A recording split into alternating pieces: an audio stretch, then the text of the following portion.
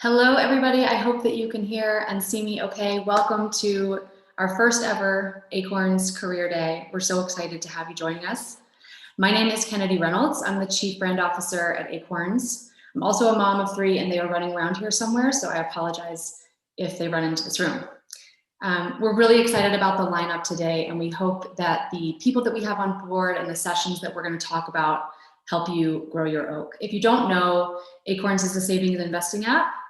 Check out acorns.com or download Acorns from your app store. We've helped about over 8 million people now save and invest every day, and we'd love to help you too. So I'm going to go ahead and introduce our first guest. I'm so excited to introduce this person, our CEO, Noah Kerner. Noah and I are longtime friends and collaborators, and I'll give you a brief bio before I turn it over to Noah. Noah's from the East Village in New York City. Hi, everybody from New York. I spent some time in New York too, and has a really colorful background. He's a 4-time entrepreneur. He is the co-author of Chasing Cool with the former CEO of Barney's, a former DJ for Jennifer Lopez, started at a young age, and built the leading creative agency for the young adult market, Noise, which developed the first credit card to reward responsibility rather than spending for Chase. Vice's music site Noisy, and the top branded game in the App Store. Noah was featured as a top 30 under 30 in Billboard magazine, a Fast Company innovation agent, and one of Adweek's top 20 under 40. He's lectured on entrepreneurialism and media at NYU, UCLA, Stanford, and Columbia, and serves on the board at VH1's Save the Music Foundation. He's really excited to answer your questions about being an entrepreneur, switching careers, and starting fresh. We know a lot of people are this year. So in hopes that you may grow your oak. We'll do our best to get to as many questions as possible. We don't have a ton of time, but we will do our best to get to as many questions as we can.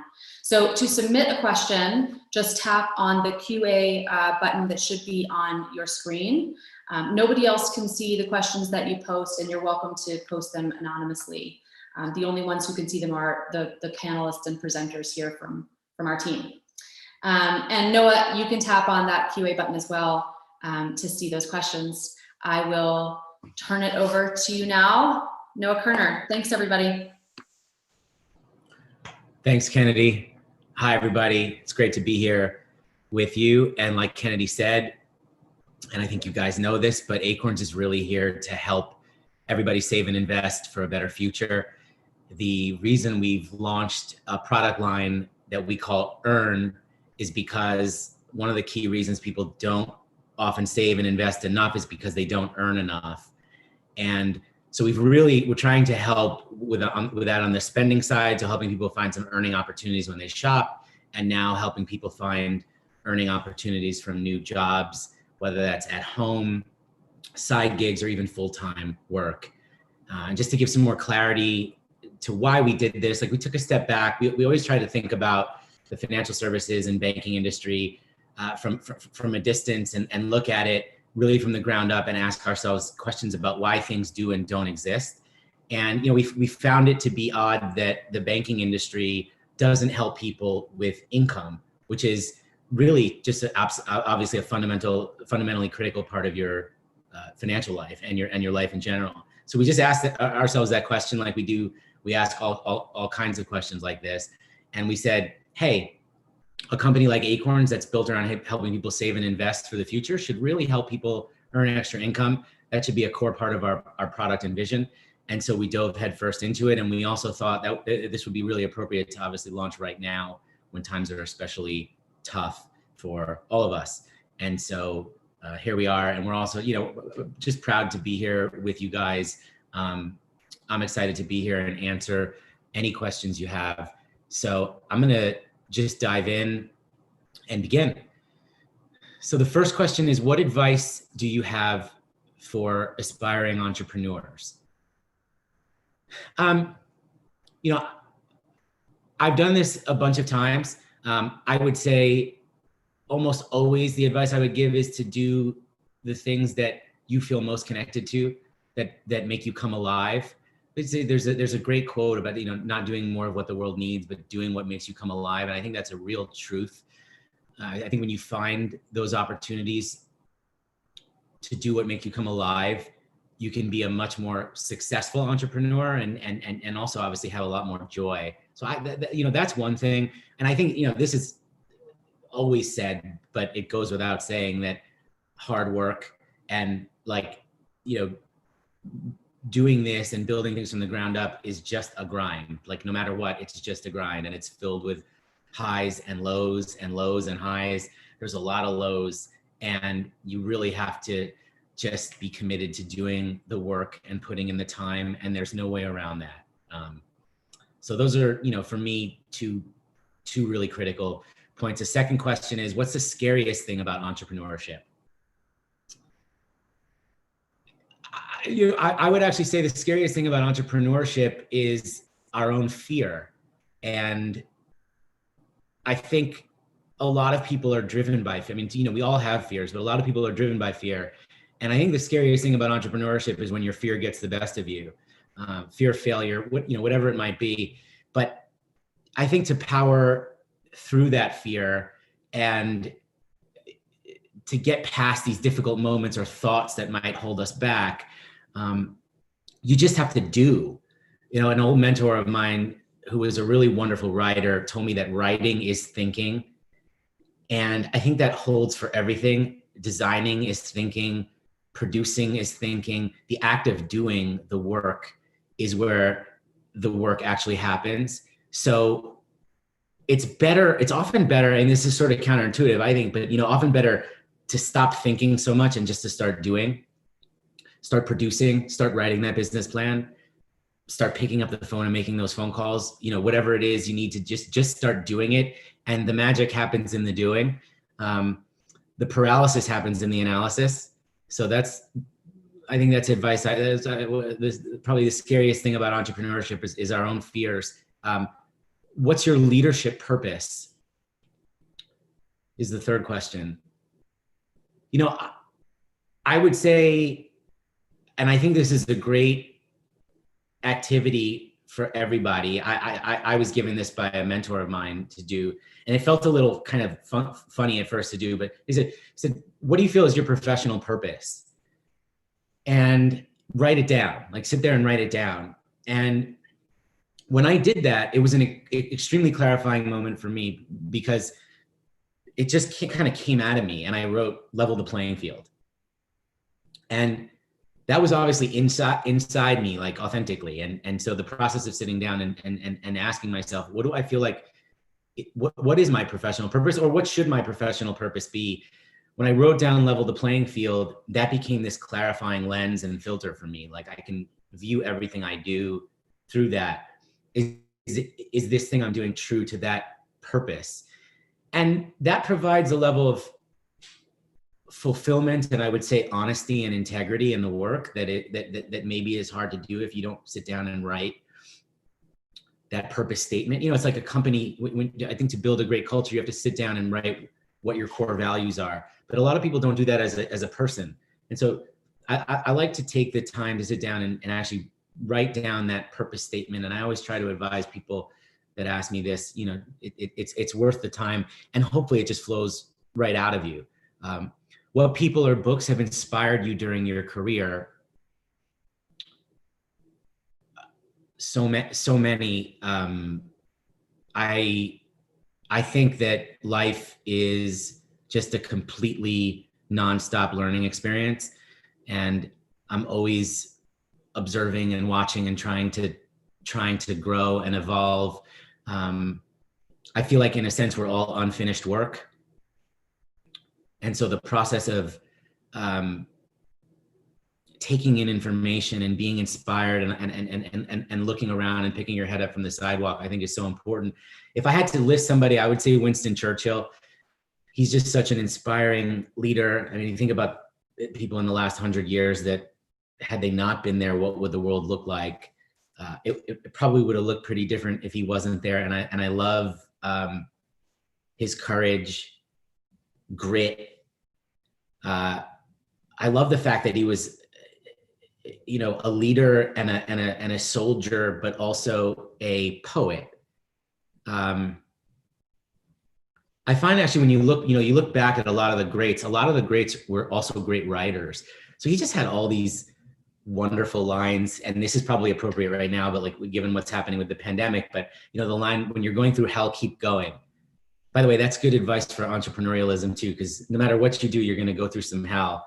And I think the advice to just keep going is probably the best advice you can give for those moments. How do you rebound from getting knocked down? Well, I get knocked down a lot. I've gotten knocked down a lot. I mean, you just get knocked down a lot. We all get knocked down a lot. I would say probably to try to keep perspective that in the end, in a way, we're all not that big of a deal. To stay humble and to stay grounded in that reality. I think perspective is really important. Like, you just try to do your best. And when you look back on all the times you've gotten knocked down and you thought something was such a big deal, in the end, it most of the time doesn't end up being as big of a deal as you thought it was. So to have that perspective, I think is really important. And back to the purpose point, I think for me, being rooted in the purpose, in this case, trying to help people save and invest for a better future, or raising financial literacy levels, or this, like, that stays really close to me when I feel like things are really tough, or if I feel overwhelmed. Like, that keeps me inspired and helps me be courageous, frankly. I know also that I'm working in service of all of our customers, whether you are or not a customer, like so I feel that responsibility, and that sort of also forces me to keep plowing through whatever it is, whatever challenge it is that I'm facing or we're facing. Love it that you're wearing green. I put on mine too. I figured that was for Kennedy, but I think I'm also wearing a shade of green. What's the long-term goal for Acorns team members?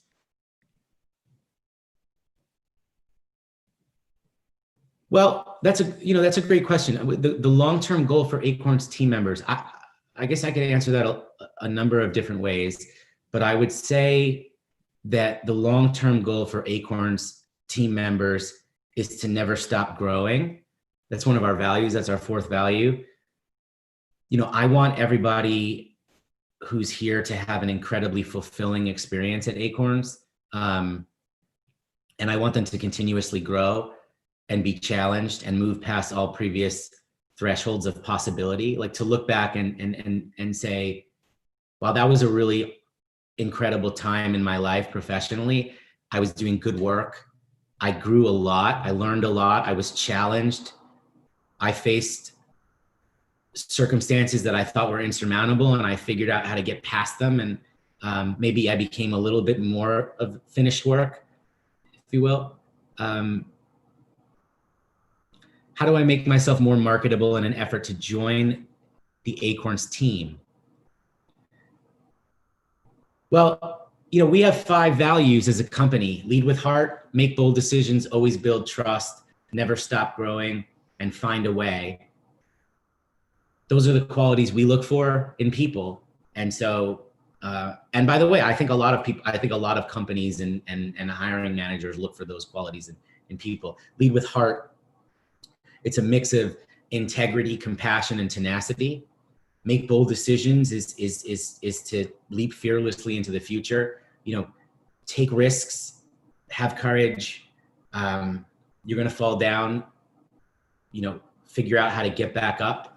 Always build trust is really say what you mean what you say, and do what you say you're going to do. Never stop growing. As I said, that's all about curiosity, humility, a kind of constant growth and evolution mindset. And find a way is just, there's a way. You can find it. You got to find it. No excuses. If you can't find it, that doesn't mean it's not there to be found. It just means you haven't found it yet. So keep going and keep trying, and be relentless in the pursuit of progress.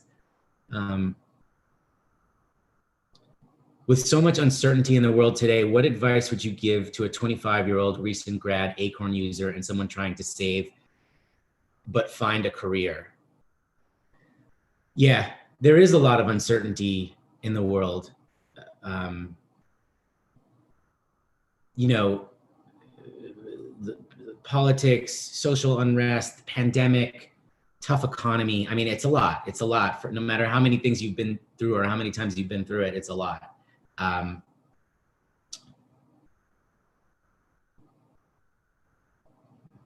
I would probably go back to the first thing I said, which is, and by the way, if you're a customer, you've heard us say this, but we like to say, and actually, if you go back in history, in the markets, every downturn has ended in an upturn. That's a truth, right? The past is not a guarantee of the future, but historically, every downturn has ended in an upturn. Things have a way of working themselves out. I'll bring it back to being a good investor because it's about having a long-term outlook, being patient, sticking with it, being tenacious. There's a great Warren Buffett, be fearful when others are greedy, be greedy when others are fearful.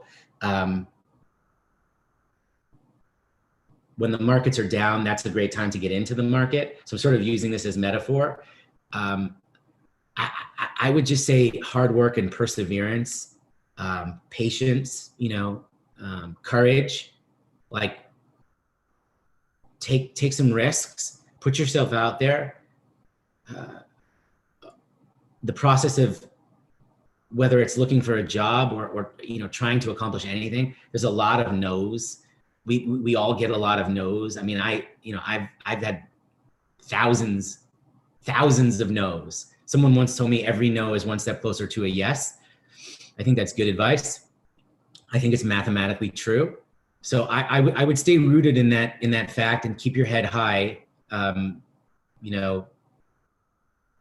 Things have a way of working out generally, not always things, but generally. And in history, as the markets have shown, every downturn has a way of ending in an upturn. So I hope that answers your question.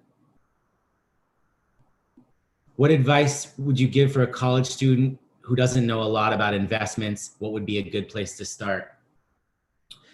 Well, I'm obviously a little biased, but we made Acorns for this purpose. We tried to make it really easy to get started. We tried to take a lot of the friction and heavy lifting out of it because it is intimidating and overwhelming. And, even people who've been in this business for a long time, there's still a lot to know and a lot, you have to learn all the time. The advice I would give though, for investors is invest as early as you can. The key thing to know about investing, and if there's anything you remember from this as it relates to investing, is that compounding is the most powerful force, or one of the most powerful forces in the world. And compounding just means that when you invest your money grows on top of itself as it grows. So if your money grows 10%, if you invest $100 and it grows 10%, you now have $110, and 10% of 110 is more, and then 10% of the higher amount is more. So that's the beauty of investing, is over a long period of time, through the power of compounding, your money will grow on top of itself. By the way, there's periods where there's going to be dips and there are highs and lows, but history has shown that over time, markets have always gone up. So I would say start as early as possible, because every minute that goes by that you're not investing, you're not benefiting from the power of compound returns. Invest often, as often as you can, small amounts, $10 a week, whatever you can do. The more you contribute, the more frequently you contribute, the more you benefit from compounding, the more you benefit from phenomena like dollar cost averaging, which in essence means if you're contributing regularly, you can sort of even out the market. You can get in at different points, so you're not necessarily getting in at a moment where the markets are at their lowest or highest. So you're evening it out. So invest early, invest often, and invest always. Like this is about patience, and this is about commitment and sticking to it. And there's just no other way to do it. You know, trading stocks, trying to make a fast buck. Like I say this, and you know, the house always wins, almost always wins. Like the best way to think about saving and investing your money is to really think about, look, I'm gonna get involved as early as I can. I'm gonna stay committed.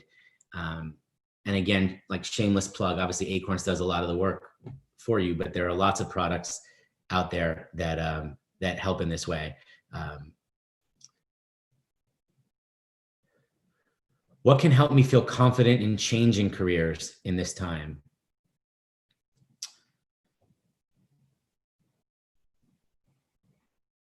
Well,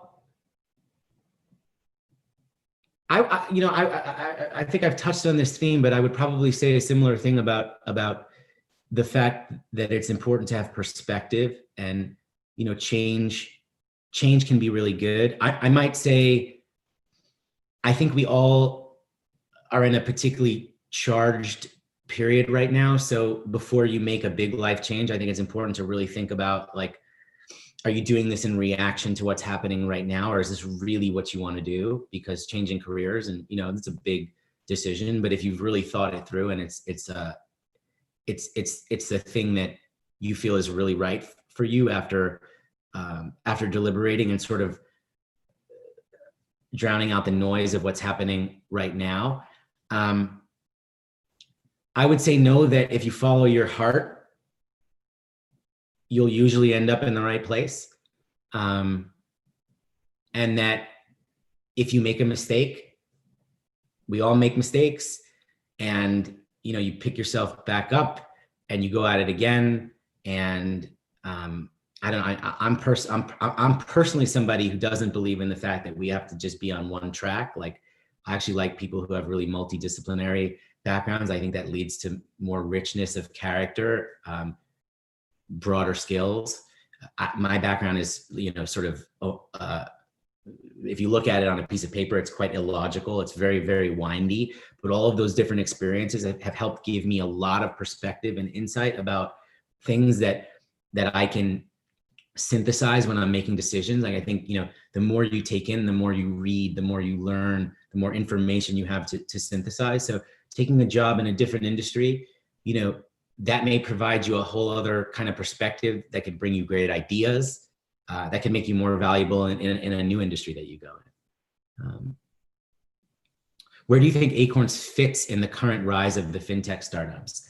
It's a great question, and I appreciate you asking. I mean,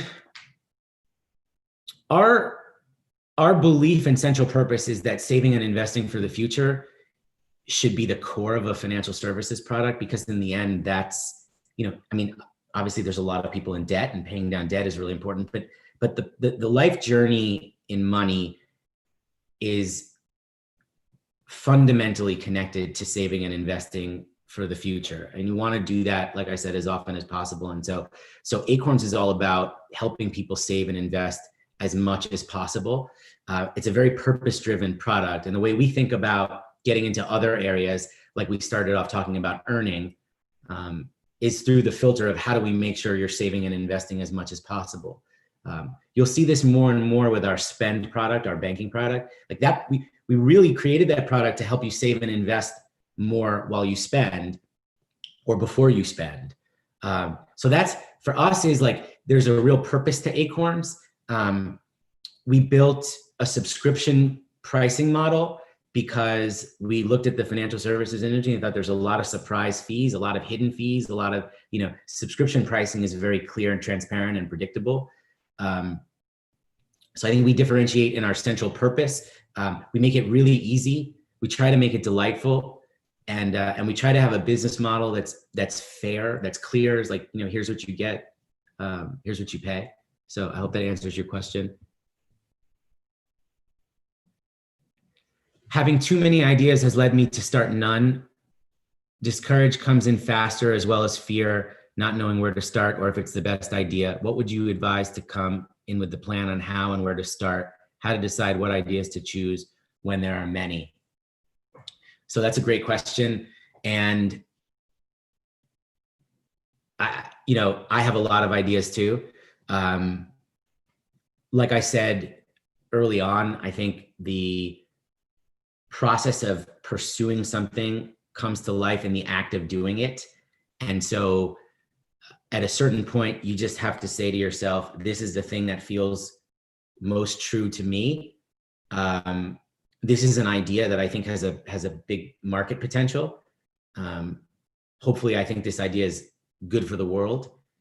And I should believe that I have a unique set of skills or gifts to execute on this idea. Those are filters I use. How big is the market? Am I the right person? Does it feel authentic to me?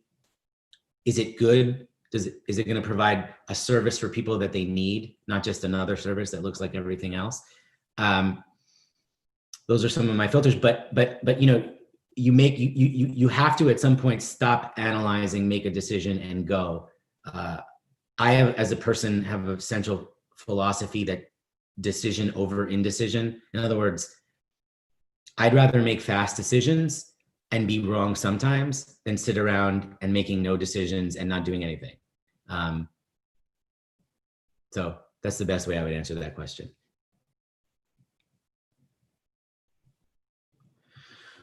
What's your advice to job seekers who have diverse career backgrounds, but not necessarily in-depth experience in a particular career or industry they're interested in joining? So like if you go back to the beginning of time,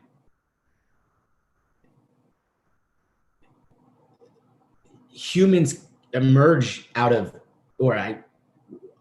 our sort of currency is storytelling, like we are storytellers. Everything that's been passed on has been passed on through story. By the way, even money, right? Barter, the beginning of money, it moves on in the world through storytelling. So what I find useful is to figure out if there's something you want, if there's something you're interested in doing, look back at your background, look back at your history, and think about how to tell that story, weaving together the things that you've done or the experiences you've had, the work you've done, weave that together in a way that tells the story of how it would make sense for you to go into this new industry or job. Human beings respond to stories. They don't respond to bullet lists of facts and data points. We respond to stories. And it's, getting back to the act of writing down your purpose. Like I said, I realized that my professional purpose was to level the playing field. And when that came out of me, I was able to look back in my life, and it did come out of me authentically. Was able to look back at my life and say, hey, why is that? Why should that be my purpose? Like, what connection do I have to this idea of leveling the playing field? And why did that come out of me? Like, why is that, and when I look back, like Kennedy said, I grew up in the East Village. I was a public school kid. This is where, for me, it began. I was a public school kid. I grew up going to school around kids that had very little. But somehow I got into tennis. My parents got me into tennis. And so I would play tennis at night with the wealthiest kids in New York. And I would go back and forth between these worlds, like kids who don't have a lot, kids who do have a lot, kids. And that was the beginning of like wow, this playing field is uneven. It's not level. And I started when I realized, like, I feel like that was my purpose. I looked back through my life through that lens, and I was able to craft a story that made sense based on like my life's events. And I think you can do the same thing professionally. If you want to go into a new area, look at your past experiences, look at your skills, and figure out how to tell a story that's authentic, but that makes sense for this next chapter when you go to interview for the person with the person. Because again, human beings respond to stories. It's just how we're wired. What was the hardest thing you had to come to terms with in order for you to get to where you are now? That's a great question.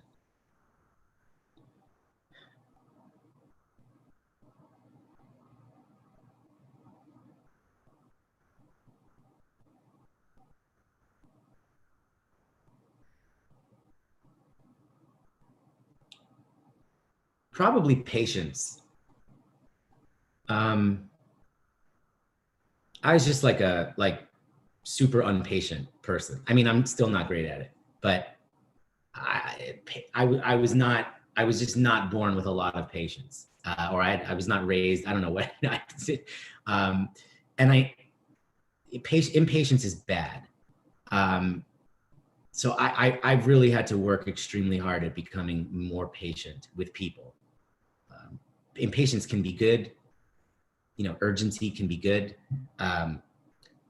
Wanting things to change fast now, there's a certain positivity associated with impatience, but that was definitely, that's been a part of my life's work. My mother used to tell me as a kid, more patience, more patience. So I'm still working on that. I think I have time for one more question. I just got the buzzer that I need to stop, but I just turned 67. I've gone through most of my savings this year. So I have to go back to work after the new year. My degrees are in advertising and in journalism, but my work history is in outside sales. Do not want to go back to calling on businesses in person. Want to transition into another field. What advice do you have for someone my age?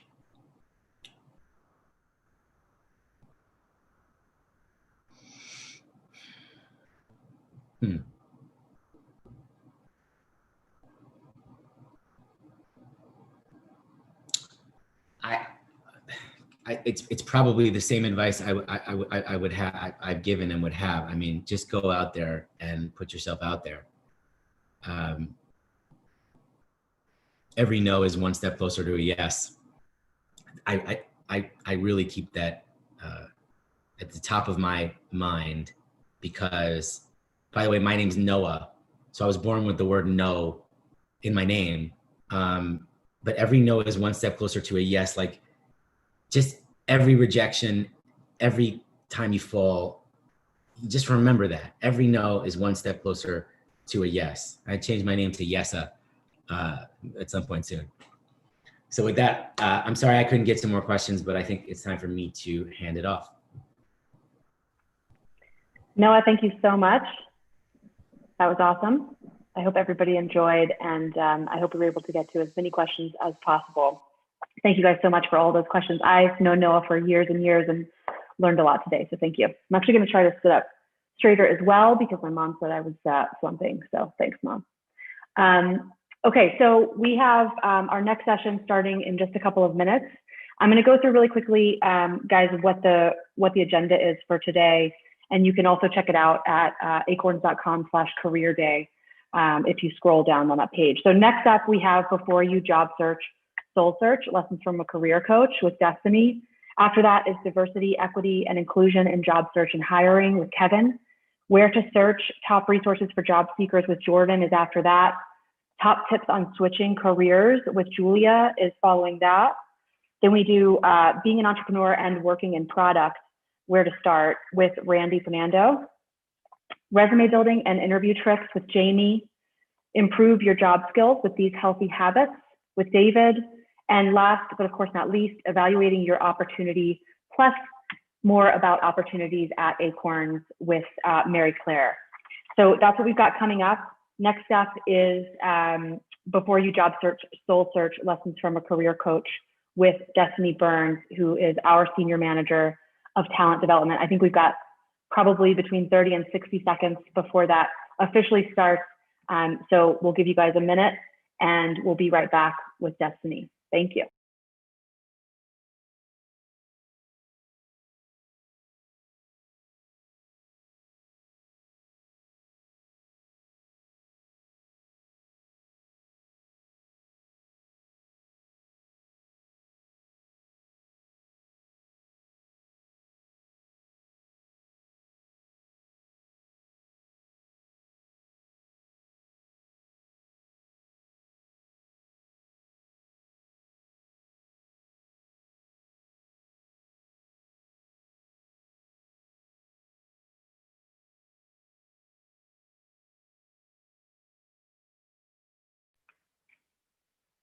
Hey, everybody, welcome back. Welcome to those of you who are starting with us just now for our next session. So briefly, I'll just introduce that we are Acorns, the saving and investing app. If you haven't heard about us or checked us out, acorns.com, or visit your app store and check out Acorns. This event today was inspired by the recent launch of our new feature, our Job Finder, which is inside of our app and accessible to every customer at every tier. So I encourage you to check it out. We've got millions of jobs powered by our friends at ZipRecruiter. So a way to earn more money so that you can save and invest more money. So I'm going to turn it over to Destini Burns, who's Senior Manager of Talent Development at Acorns. I can't tell you how many conversations I have had with Destini in my almost 5 years at Acorns. She has helped me so much become a better leader, talk through things, help my team. So I'm really excited for her to share her wisdom with you guys. Destini, it's all you. Thanks, Kennedy. I appreciate the warm welcome, and hello to everybody out there. As Kennedy mentioned, my name is Destini Burns, and I have the special honor and privilege to lead the learning and talent development function at Acorns. I'm really excited that Noah kicked us off today because he shared just a few tips during Q&A that I think will resonate with you all today as I talk through some of the tips that you can think about before you start your job search. And so oftentimes when I'm doing career development, one of the key conversations that I tend to have with candidates is you really have to pause. You have to give yourself time to self-reflect, soul search. This is really just as much your opportunity and your experience as it is an employer's. And so when I start coaching candidates on career development, there's 3 key areas that I like to focus on. And so what I've done today is I've turned each of those areas into a tip for you. And as we're talking through these 3 areas, I encourage you to grab a notebook out. It could be a virtual notebook as well. Jot down notes, highlight any suggestions that personally resonate with you, jot down any questions you might be thinking you'd like to ask at the end, but really take this time to start that soul searching and that reflection process. Sounds like a lot of you are thinking about maybe changing careers, making a different move, considering another job. And so I really hope today we're able to start inspiring some of those great tips that are going to help you in your next chapter. So the first tip that I always like to focus on, it's really the foundation of everything that we do, is before you start the job search, having a deep sense of what you do exceptionally well as the areas where you want to continue developing, is an absolute value add to the job search. And the reason that is because if you understand what you do exceptionally well, it's not only going to be easier for you to identify jobs that align with those skill sets, but it's also going to allow you to thoughtfully prepare for interviews and really speak to those qualities during the interviewing process. Now, when you're thinking about your strengths or even your superpowers, there's 3 key areas to keep in mind. The first would be your skills. The second would be your competencies. And the last is something we don't talk about very often, but it's your potential. So you can think of a skill as what needs to be done. A competency is how you get that thing done. And then having potential, or in basically layman's terms, the ability to expand your work, take on higher level responsibilities, that is truly potential. And so when you have a really deep understanding of those 3 areas, it's going to help you job search. And so to assess these qualities, there's 4 short activities that I want to recommend. The first activity is, as you're looking through job descriptions, make note of any of the very specific skills and qualities that the employer is after. Now, Noah made a great point. Values are something that really every company has. And that's one great way to align your application and your interviewing process back to what the company is looking for in a candidate. So make sure you jot down the specific skills and qualities that that person is after. The next activity is one that's going to require just a little bit more vulnerability, but it's a really important activity for you to do when you're understanding your skills. And that activity is to ask for 360 feedback. Now, I know sometimes this can be a very vulnerable activity to do. So I would recommend focusing on people that you absolutely trust, your confidants, your previous leaders, your peers. And one great way to pose this question or to ask for that feedback is to simply ask this: hey, you know me well, we've worked together. I'd love to get your feedback on what I might be able to start doing, stop doing, or continue doing to be successful. Give that person maybe about a week or so and start to gather that feedback. The third step is to dig into past performance reviews. I'd say this is the activity that candidates have the most difficulty with. In some cases, past performance reviews weren't as promising as we would have liked them to be, but they're really critical in understanding what skills and qualities were exceptional that we were able to exhibit. It also helps us understand how we were most impactful. What were the items that we needed to work on? This can be a very sensitive, again, very vulnerable activity to do, but it's going to give you an incredibly deep sense of what you do well and what you can bring to a future organization. So finally, once you've done these 3 activities, you'll want to reflect on what you've uncovered. And as you're thinking through this feedback that you've received, you're going to want to identify the common skills and competencies that you find you excel in, those that maybe you're a little less confident in, and then finally, the talents that you've yet to show off. And maybe you can highlight those during an interview. After you've completed each of those activities, you should make more informed decisions, not only about where you want to work, but what roles you want to work in. And then the final way this is going to help your job search is to help you prepare for job interviews. You'll be able to answer those really challenging questions. You'll be able to speak to what you do exceptionally well. And if you get that very challenging question, what's your weakness? Or in some cases, why might we not want to hire you? You'll know exactly how to answer those questions. So that's the first tip that I'd love to share with you. The second one is going to be a bit of a deeper question. It's going to focus on the impact that you want to have in the world. And I think that sometimes there's a misconception that just understanding your strengths and being able to speak to those during the interviewing process is the most important part of the equation.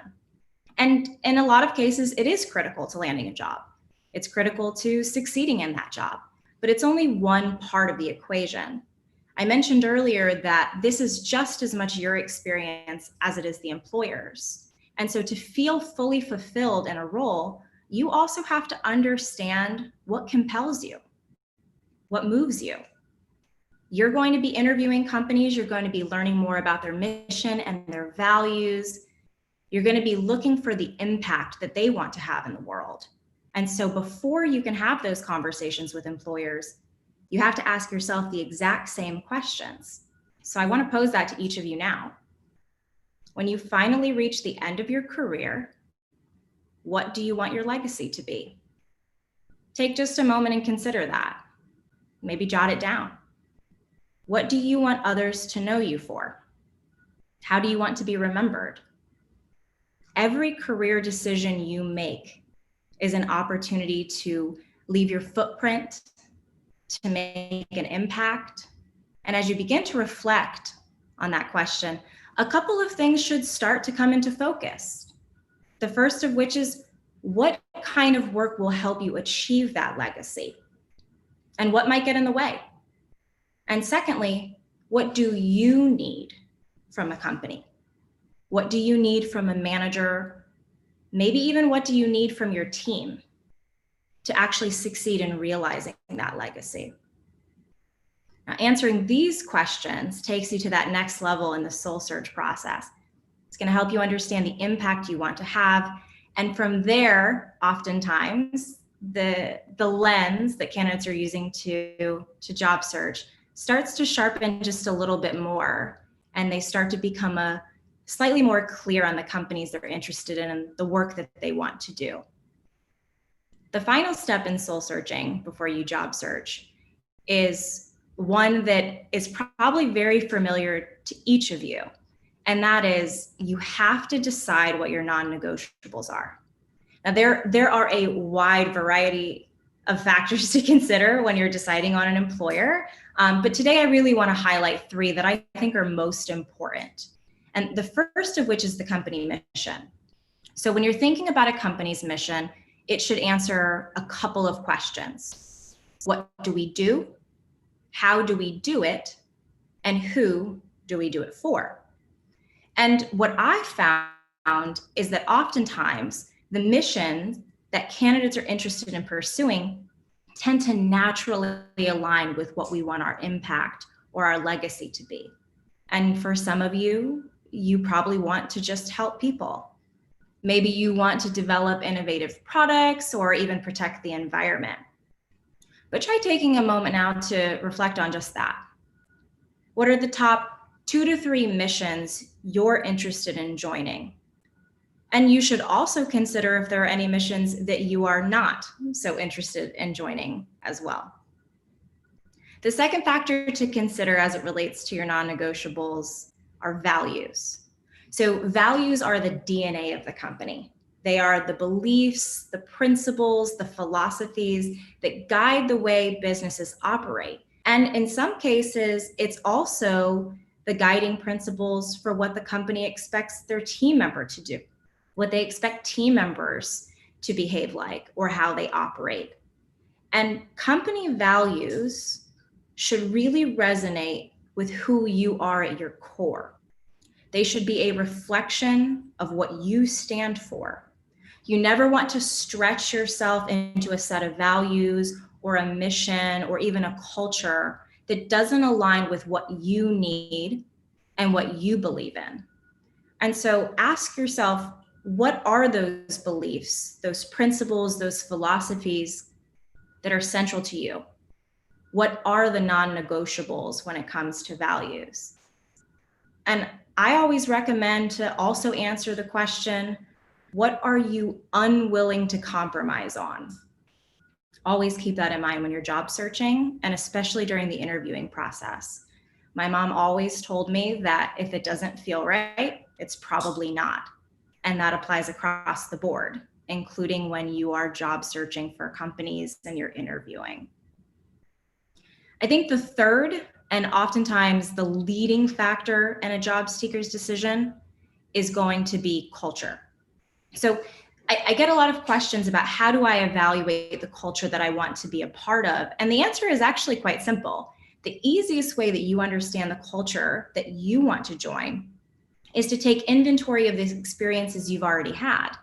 Those experiences at your current employer, your previous employers. And what I love to do with candidates is I take 2 sheets of paper and I ask them on one sheet of paper to write down a list of words that describe what they love about their current company or previous employers, to jot it down all over the page, a mind map almost. And then on the second sheet of paper, to write down a few words that describe the aspects they maybe wish they could have improved, or they wish the company would have improved. And when they're done with both of those lists, as they reflect on those 2 pages, they start to notice trends emerge. And I suggest you do the same activity. And as those trends emerge, take note. Those trends will likely represent what we call the cultural norms that you want to see in a work environment. And they're also going to show you the trends, the cultural norms that you'd likely want to steer clear of. These are tips that I always recommend because job searching is about far more than just landing a gig. It's really about being able to apply your unique skills. It's about having an impact on the world and feeling fulfilled in the work you're doing every day. And the 3 tips that we talked about today, setting aside time to assess what you do well, reflecting on the legacy you want to leave, and then finally deciding on your non-negotiables. These are going to help you focus your lens before you start the job search. They're going to help you achieve your goals. Now, I know I've given you a lot to think about right now, so I'd love to open it up for Q&A. If you do have a question, please feel free to use the chat tool. And I think Kennedy is actually going to help us share some of those out. So I'll turn it back over to her. Hi, yes. All right, so we've got 2 questions. We've got about 2 minutes I'm going to give to you. So the first one, as a manager, what is the best way to give feedback to people and help them understand their strengths and weaknesses? This is such a great question. I know you and I have talked about this a few times, Destini, so I'll turn it to you. Definitely. So if we're talking about someone who's just gotten started with an organization, there's an activity that I love to do. And what this does is it sets the foundation for the relationship between the manager and the team member. And it's an activity called the Best of Us. So as a manager, asking the team member 4 questions when they get started. Those are, what do you need from me? What can I count on you for? How do I get the best out of you? And how do I get the worst out of you? And the reason I say before you start to provide someone with feedback, you should ask these questions is because you have to really build trust. And once you've built that trust, and once you understand how someone operates, it's going to be easier for you to also understand what they need to improve, and also how you can provide sound feedback that's going to resonate with them. Because there's nothing worse than providing someone with feedback and they clam up, they become defensive. So I think the first step is really building that trust and understanding how the person operates. And then from there, I always like to actually put the onus back on the employee. So if it's a situation where you left maybe a meeting and you felt as though the employee became slightly defensive during that meeting and you would like to see some improvement there, just simply asking that question, how do you think that meeting went? How do you feel about the project? Posing that question back to them allows them to own the feedback. And oftentimes they know exactly what they want to do better.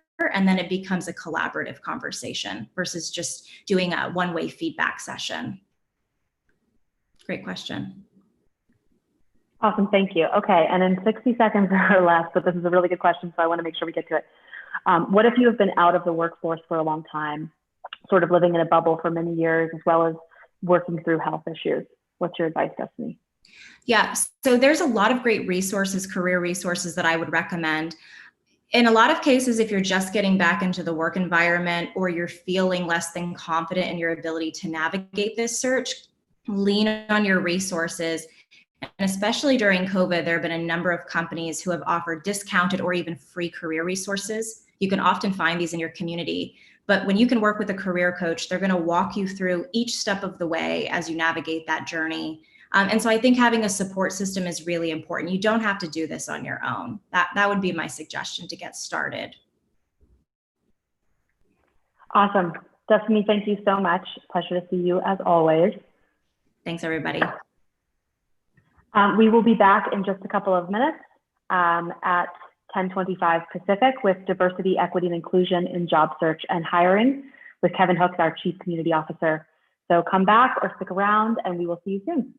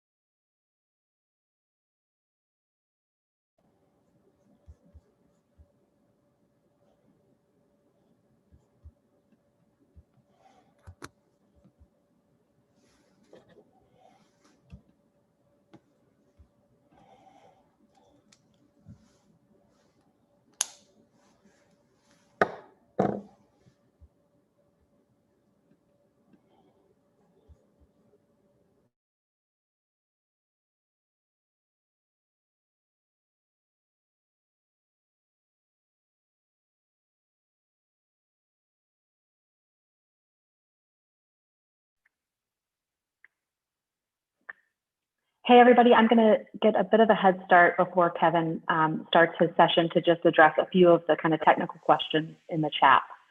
The first one is, will this session or will this day be recorded? Yes, it will be. So if you have any friends who, we actually sold out kind of our Zoom spaces pretty quickly. If you have any friends who want to tune in now, they can on the Acorns YouTube channel. We will be posting the full event to the Acorns YouTube channel after it closes today. So I'm sure that we'll post that on our social media channels, but you can tune in there. I also want to just call out that if you need the service, you can tap on closed caption to receive that service. And I think there was one more question on kind of a technical front. Finding the job finder feature in your Acorns app. So if you download Acorns, which takes under 5 minutes from your app store, you'll sign up for whatever tier is best for you. The job finder feature is accessible through the Earn More Money section of your app. You'll see a section there to tap on and explore jobs or find jobs. If you already have the app, go ahead and open it, tap on Earn More Money from your home screen, and that'll take you right into the experience where you can tap on Job Finder and start searching those jobs. So, and one more thing, I'm sorry. If you're watching on YouTube, you can also enter questions in the chat, so don't hesitate. We're going to try to get to as many as we can. Okay, so with that, welcome to Acorns Career Day. Thank you everybody for tuning in. I'm so excited to introduce our next speaker. Kevin Hooks recently joined Acorns as our Chief Community Officer, and he's going to lead the session right now on diversity, equity, and inclusion in job search and hiring. Kevin, I'll turn it over to you. Thank you so much. I'm looking forward to this session. Thanks, Kennedy. I appreciate it. Good morning, everyone on the West Coast, and I suppose good afternoon for those on the East Coast. As Kennedy said, I'm Kevin Hooks. I'm the Chief Community Officer for Acorns. And I'm going to do a couple of things that are a little different. First of all, I'm going to warn you in advance. I move around, I'll move my hands around, I'll move around, I'll fidget. But I do that just because I like to be energetic and I'm a little ADD. That being said, I want to make sure that we walk away from this session with I want to leave with 5 nuggets that'll help you grow your own. So I'm going to tell you a little bit about who I am, and then I'm going to steal a whole lot from Dr. Martin Luther King Jr., and then I'm going to close it out with a Q&A. So walk away, there's going to be 5 key takeaways. So if you're taking notes, get ready, here we go. So a little bit about me. When I graduated from college, so we're talking about diversity, equity, and inclusion, I think this applies across the board, but when I graduated from college, it was in very similar times. Companies weren't hiring as aggressively, things were difficult, and the company I wanted to work for had a hiring freeze, and that company was Walmart. And so I wanted to be a manager at Walmart. That was what I had my eyes set on, and they were having a hiring freeze. So I wrote a letter to the regional personnel managers, what they called it back then, and I offered to go through the management training program for free. And I got a response back from him saying, hey, listen, we've got a job for you in store as a cashier, but we're going to make it a floating cashier, and we're going to train you in all areas of the store. We can't let you work for free, and we can't undo the hiring freeze, but we can get you started in case the freeze is lifted at some point. And lo and behold, I've been working there about 3 weeks and loving it. I mean, it was just a new experience. And, for me, the idea of actually making money at the time was amazing because I'd been in college for 4 years. And I was as a head of the cashiers that weekend, I see an older gentleman come in with a family, and he had 3 carts full of items. And so I opened up an unopened checking lane, and I started to check him out. And I was like, listen, we appreciate your business. It's amazing. I've never seen someone with 3 cartloads full of stuff. What are you doing? He said, my nephew is getting ready to go to college, and we're here buying college stuff for him. And I said, let me help you get out of here. I know it's a busy time. And I started, ringing him up. And he looked me in the eye and he said, sir, I really appreciate it. He said, what's your name? And I told him, I'm Kevin. He said, so what do you do? And I said, well, I'm trying to be a manager here at Walmart. They're having a hiring freeze. So in the meantime, I'm learning as much as humanly possible. And he looked me in the eye and he said, hiring freeze?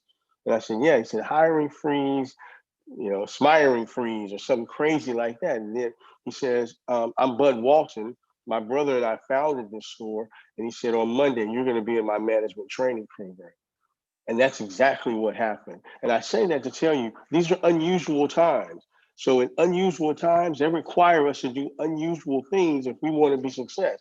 You want to be successful. You can't keep doing what you've been doing in the past when times are normal and expect that you're going to be able to achieve during this current marketplace.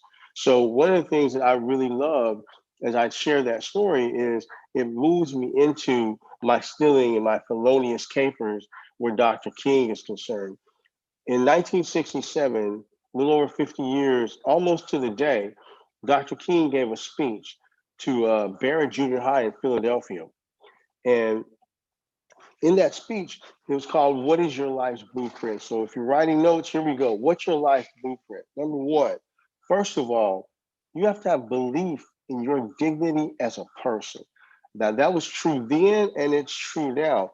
Number one in your life's blueprint should be a deep belief in your own dignity, your own worth, your own somebodyness, is what Dr. King said.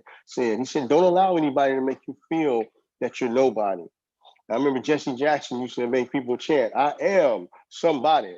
And that's what I want us to think about. When you're walking into these opportunities, you have to have this innate belief in you, who you are, understand your values, and then always feel like you have worth and always feel like that your life has ultimate significance. That's straight from Dr. King, and I steal that with all the pleasure that is allowed to be attached to that theft. The second thing he said was, you have to have a principle of determination to achieve excellence. You're going to be deciding as the days and the years unfold what you will do in life, what your life's work will be. And once you discover what it will be, set out and do it well. And he said, if you can't fly, run. If you can't run, walk. If you can't walk, crawl. But by all means, keep moving. And isn't that what this is all about? It's how do we continue this forward momentum during these difficult times, not only during the pandemic, but as we prepare for what happens after this pandemic. Because the one thing I do know is that that innovation is going to come, it's going to follow this, and that isn't that the mother of all invention. And so the third thing he said was that he wanted us to be a commitment to the eternal principles of beauty, love, and justice. Nelson Mandela once said, I never lose. I either win, he said, or I learn. And we've got to embody that spirit. Losing is never going to be something that allows us to win. The attitude of a loser can never become a winner unless you intentionally say, I refuse to lose again. And so I don't even understand the concept of lose. Noah kept saying every no leads you closer to a yes. And that's exactly right. Steve Harvey once said he had 112 meetings before he had his first yes. And so he loves hearing no, because every time he hears a no, he knows that yes is just around the corner. And we talk about this idea of justice. Dr. Cornel West once said that justice is just what love looks like in public. So understand who you are, understand your values, and then be committed to the eternal principles of beauty, love, and justice through the process. And Dr. King his insights were valuable in '67. They're valuable now. Now my own personal thing for number 4. So number 1, belief in your dignity as a person. Number 2, a principle of determination to achieve excellence. Number 3, commitment to the eternal principles of beauty, love, and justice. Number 4, approach with confidence and avoid fear. Lil Wayne, it's funny, he was talking in a song, talks about how someone sees him moving slow, and they go, why are you moving so slow? He said, don't worry about it. I got him. It's a victory lap, and I'm jogging. And I love that as a concept. You flip these little things around in your mind, and you convert that negative energy to a positive. And that's how you walk in the doors. And it doesn't matter if you are African American, if you're Latinx, it doesn't matter if they see you walk in and you're a member of the LGBTQ community. It doesn't matter if you're a woman in a challenging male environment. It doesn't matter any of those deals. If you first start with converting who you are and the energy you're giving out from day one, that I'm the energy of the winner, and you walk in as a winner and you leave as a winner. Walk in as a winner, you leave as a winner, which will allow you to win as a winner. And number 5, I would say, is refuse. This is my own thing. Know your personal brand. So you got to know who you are if you're ever going to be successful in moving forward, if you're ever going to achieve the greatness that you have been put on this earth to achieve, you've got to know your personal brand. The Greeks called it paideia. It meant dying to self daily. So what they would do is they'd wake up every day and they'd say, I'm going to be better today than I was yesterday. And tomorrow I'm going to be better than I was today. And so I'm going to die to myself every day. I'm going to get rid of all of those, the challenges that we face. I'm going to get rid of all the negativity, and I'm going to be great. So I know my personal brand. And one of the things I'll tell you is I refuse to be a victim of the gravitational pull of humility. In other words, what that means is now is not the time for this whole false humility. Now is the time for you to expand, exude your greatness, to share how great you truly are. So walk into those interview opportunities and you make sure they understand just how great you are. And before I go into to get ready for the Q&A, I'll say this.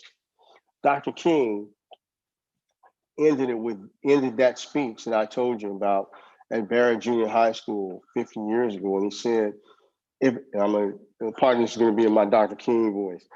If it falls to your lot to be a street sweeper, sweep streets like Michelangelo painted pictures, sweep streets like Beethoven composed music, sweep streets like Leontine Price sings before the Metropolitan Opera, and sweep streets like Shakespeare wrote poetry.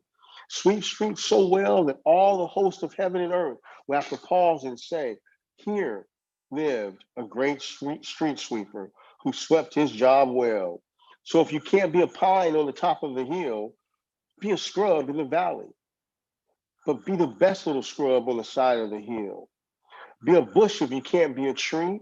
If you can't be a highway, then just be a trail. If you can't be the sun, then be a star. For it isn't by size that you win or you fail, but be the best of whatever you are. That's Dr. King. That's applicable today, and you should use those. Belief in your dignity as a person, a principle of determination to achieve excellence, commitment to eternal principles of beauty, love, and justice, approach with confidence and avoid fear, and know your personal brand. And with that, I open it up to questions.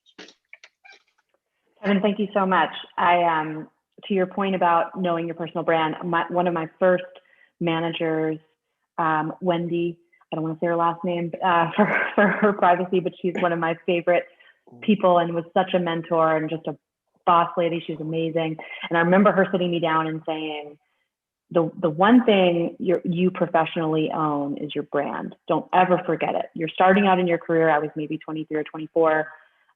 This is your moment to build that brand, but it's yours and you get to own it. So spend time, back to some of Destiny's points, spend time thinking about what that is and really own that.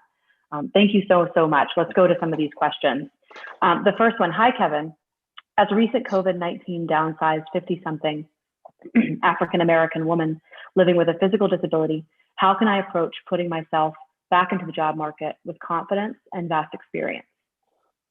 Incredible. And I just turned 50 recently, so I definitely understand some of the challenges it faces after 50. And I can tell you, for you, this is the best opportunity of a lifetime for you under your circumstances. Companies are now hiring in ways that they've never hired before. Now the onus is on you to find those opportunities and show them why you're more valuable, why you and your experiences that you bring to the table makes you better and best in class. And so walk in there with the confidence, or on the Zoom meeting or whatever it is, find the opportunities where companies allow you to work virtually if that's what your goal is, but walk in with the confidence and understand how you're gonna tell them why every day they don't hire you, they're losing money. Awesome, thank you. Our next question here, we'll probably only have time for one or two more. What's your routine for excellence like? With lots of us working from home, how do you recommend spending your day to reach your goals? I can tell you that's a tough question for everybody. It's a brilliant, and I appreciate you asking. Number one, you have to have the habits of success, right? So every day you have to wake up. This morning, I woke up at 4:30. I went to the gym. I started preparing for this, getting ready for my day. And every day I have a regimen that's already planned. That's the first thing to do, is make sure you treat every day like today is the day I'm going to hit that home run I've been trying to hit. And you go about making sure that your day is aligned to that goal. And then the other thing you have to do is consume knowledge. People act like once they get their college degree, they don't have to keep learning. I must subscribe to 42 different podcasts that I listen to on a regular basis. I'm reading every book I can get my hands on during this time, and I want to be knowledgeable. Like Dr. King said, if you stay ready, you ain't got to get ready. Awesome. Thank you, Kevin. I think we're just about at time. Thank you so much for your time. As always, it's good to see you. Everybody, our next session begins in 5 minutes at 9:45 Pacific. Where to search top resources for job seekers. Thank you so much, Kevin. Thanks, everybody. We'll see you soon.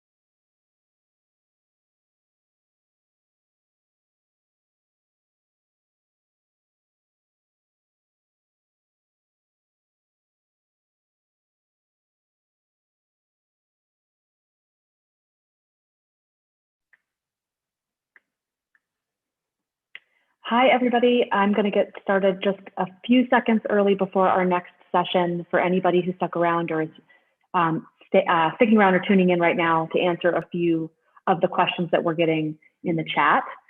One of those is about the Acorns Job Finder feature. So I want to make sure that gets addressed. Acorns Career Day was inspired by the feature that we've launched, Job Finder.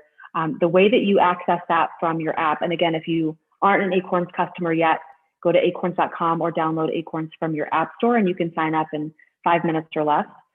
If you are an Acorns customer, open your app, go to the Earn More Money button on your screen. I would show it, but I would be disclosing all of my financial information.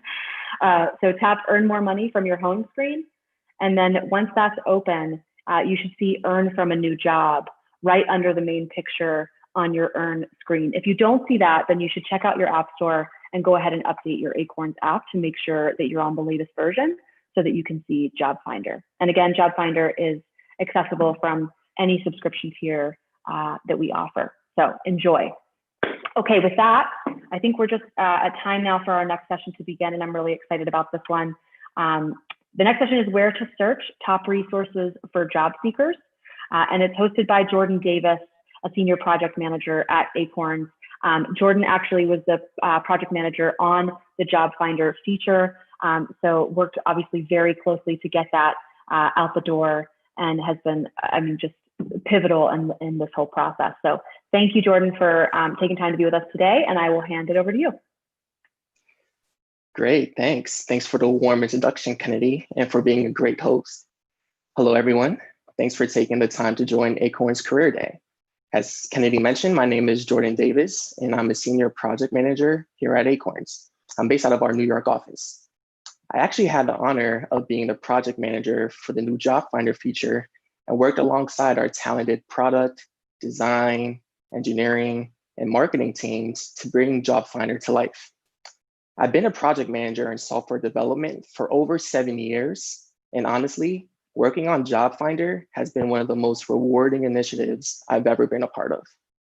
As I'm sure you are all well aware, unemployment rates have been at staggering highs since about April of this year. So it goes without saying the value and the importance Job Finder has for our customers. For me, it's working on initiatives that really help to make a difference in our customers' lives, that brings the most joy and is the most rewarding. I couldn't be more thrilled for Job Finder to be available for use today. With that, I'm excited to share tips on how you can put your time spent looking for a job to good use. The topic I'll be covering is where to search top resources for job seekers. So looking for a job in today's world can be quite daunting, overwhelming, and especially time-consuming. When I was younger and looking for a summer job or internship, I can distinctly remember my father telling me to treat job hunting as if it were a full-time job. If you don't put in the time looking for a job, it'll be really hard to find one. That was really great advice. I would literally spend 6 to 8 hours a day looking for a job whenever I was on the prowl for a new gig. So it's important to know what resources to use to make your time spent looking for a job most effective. There are actually more resources out there for those looking for a new job than one would think. However, due to limited time, I'll touch on about 5. And please note, these are not in any ranked order in particular. The first one I'll cover is networking. Even with all of today's technical advancements, I'd still say networking is a tried and true way to land a job. I'm sure you've heard the saying, sometimes it's not what you know, it's who you know. Well, it's true. When looking for a job, I'd highly recommend you reach out to family, friends, reach out to classmates, professors, neighbors, basically anyone who you come in contact with on a regular basis if they know of any open opportunities. I can personally speak to the success of networking. 2 of my first jobs ever, working at KFC and selling Cutco knives, were actually a result of networking with people from my church community. While those were only summer jobs during high school, they went a long way to helping me gain valuable customer service experience. Another quick personal example, I studied industrial engineering during college and can remember getting an internship as a campus environmental engineer. I was able to get this opportunity mainly because I expressed interest to one of my professors, who then recommended me to his colleague and close friend who ran the internship program. So you never know. Sometimes it's just a matter of talking with the right person at the right time. And the people in the communities you interact with the most will tend to look out for your best interests. I'd also highly recommend checking out local networking events or job fairs in your area. A simple Google search for job networking events near me should bring up tons of good options. A lot of them are also held virtually because, of course, social distancing is important in today's world. I'd strongly suggest to always keep your resume updated and handy, just in case you need to share with someone you're speaking to on the fly. The second resource for job seekers I'll cover is LinkedIn. An extension of in-person networking is, of course, online networking. And LinkedIn is today's go-to networking platform for professionals. It's a very valuable tool for connecting with old classmates, professors, alumni, ex-colleagues, current colleagues, and even those who work at companies that you have your eye on. I came across a statistic that said 93% of job recruiters leverage LinkedIn to find candidates. So I'd highly recommend keeping your LinkedIn profile up to date, whether you're currently employed or actively looking for a new opportunity. You can even use it during the interview process to research companies and check out the profile of individuals you'll be interviewing with. So if you're looking to jumpstart your professional career, definitely utilize LinkedIn. Next up are staffing agencies. Leveraging staffing agencies can be extremely beneficial. For those who don't know what staffing agencies do, it's basically their job to find you a job. Recruiters at staffing agencies sort of act as the bridge between employers and job seekers. If you decide to sign up with a staffing agency, you'll have exposure to several hiring managers who are looking for someone with your skill set. You can specify the type of job or the type of role or industry you're interested in, and if you're looking for a part-time or full-time opportunity up front. And as an added bonus, they will sometimes guide you through the interview process, as they will have a bit of an incentive to get you hired. Now, there are some additional things to consider when working with staffing agencies, though this is certainly not always the case. In my experience, staffing agencies are sometimes looking for people to fill contract or temporary positions. So keep that in mind. Most contract or temporary positions may only pay hourly or without certain benefits, but depending on your circumstance, that can be okay. Just be sure to ask for all the details when dealing with staffing agencies, but they are definitely an excellent resource to leverage. Now, I'll quickly touch on job boards and company career pages. There are so many job boards online nowadays, it would take me literally the rest of today's event to mention them all. Just know employers are constantly posting new opportunities to job boards, and most platforms make it really, really easy to apply. Of course, there are generic job boards, but did you know there are a lot of industry-specific job boards as well? So if you happen to be looking for a job in a specific industry, for example, let's say healthcare, try Googling healthcare job boards and checking out the specific industry job boards that come up. Also, if you know what companies you are interested in working for, go directly to their website, as they most likely will have a career page where you can search for positions. More often than not, you may find positions posted on the company's career page that are not posted on generic job boards. So I definitely try both. And last but certainly not least is Acorns' very own job finder. As Noah mentioned earlier, at Acorns, we know the #1 reason why people don't save and invest more is because they need to earn more. So there's no way I could conclude this topic without touching on the great new feature that helps with that very problem. We partnered with the world's leading job board, ZipRecruiter, and built a super easy and convenient product right in the Acorns app that will allow you to quickly search and apply to jobs, even on mobile devices. So either download the Acorns app or go to acorns.com and start exploring millions of jobs today. Okay, so to quickly summarize, in-person and virtual networking, LinkedIn, staffing agencies, job boards, company career pages, and Acorns Job Finder are the top resources I'd recommend for job seekers. I really hope this helps with your career journey so you can grow your oak, because when you grow, we all grow. Over to you, Kennedy, in case there are any questions. Jordan, thank you so much. That was fantastic. Okay, we do have a few questions. Here we go. What is the best way to create a visual and communicative professional personal brand? So I guess maybe in the context of kind of what you were talking about with networking, is there a way to network and really stand out? Yeah, absolutely. Of course, depending on the industry that you're in, you might need to promote your brand in different ways. For example, one thing that I do as a side hobby is I'm into photography. So I, of course, have a mini website for my photography. I have business cards and things of that nature. So of course, I always keep those things handy and up to date. I keep my work and portfolio up to date. That way, I'm always promoting my brand as a quote unquote photographer.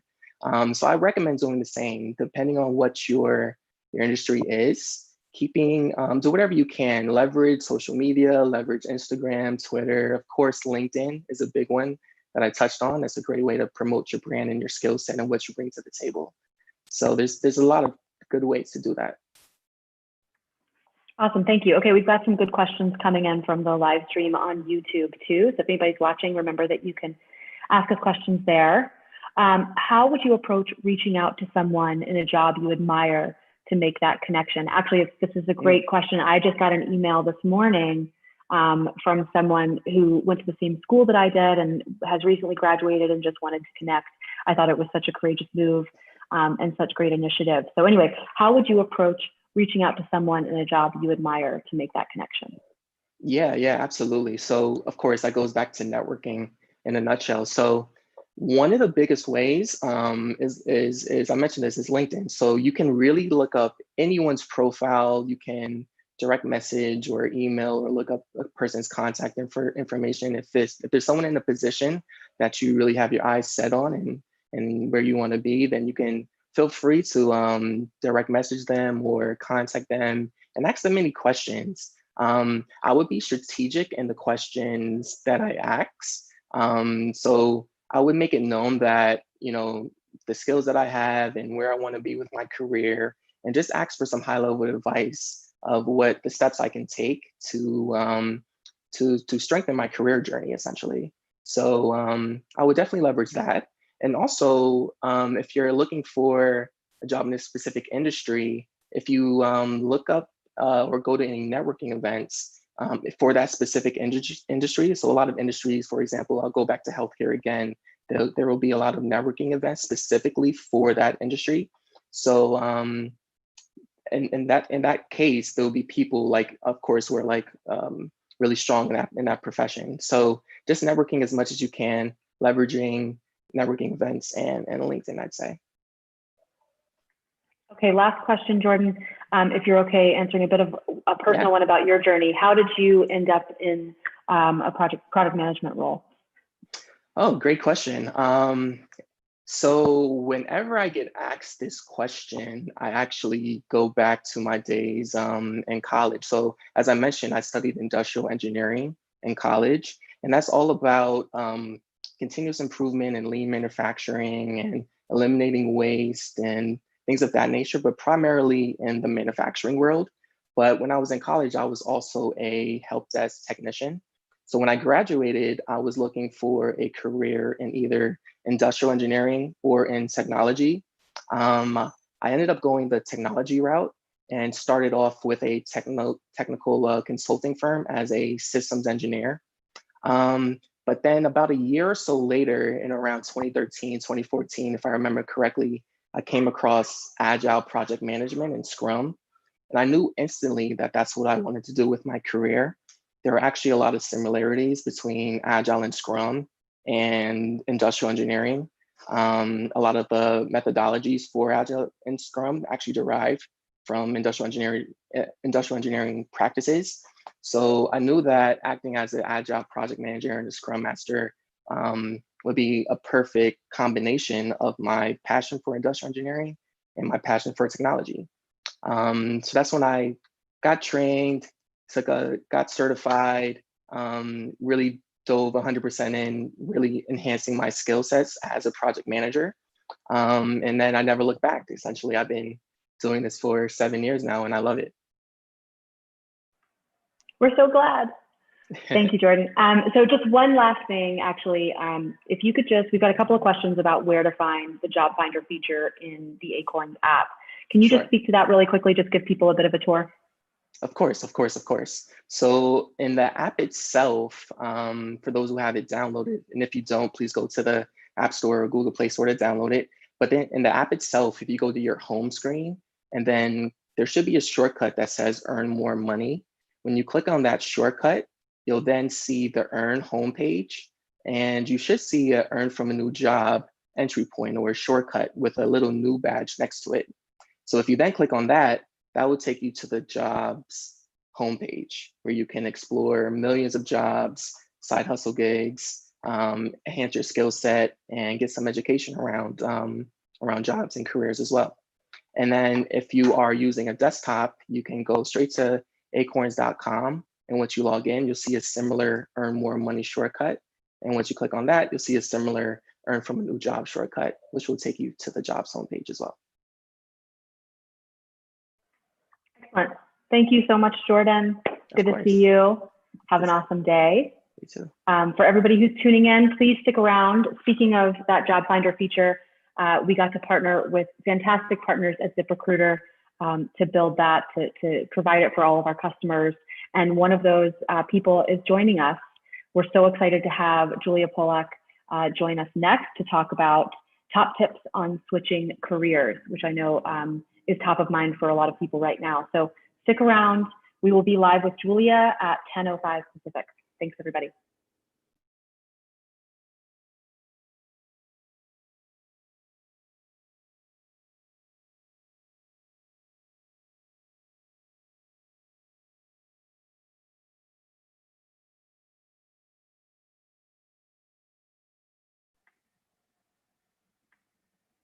Correction. We will be live with Julia at 11:05 Pacific. See you guys soon.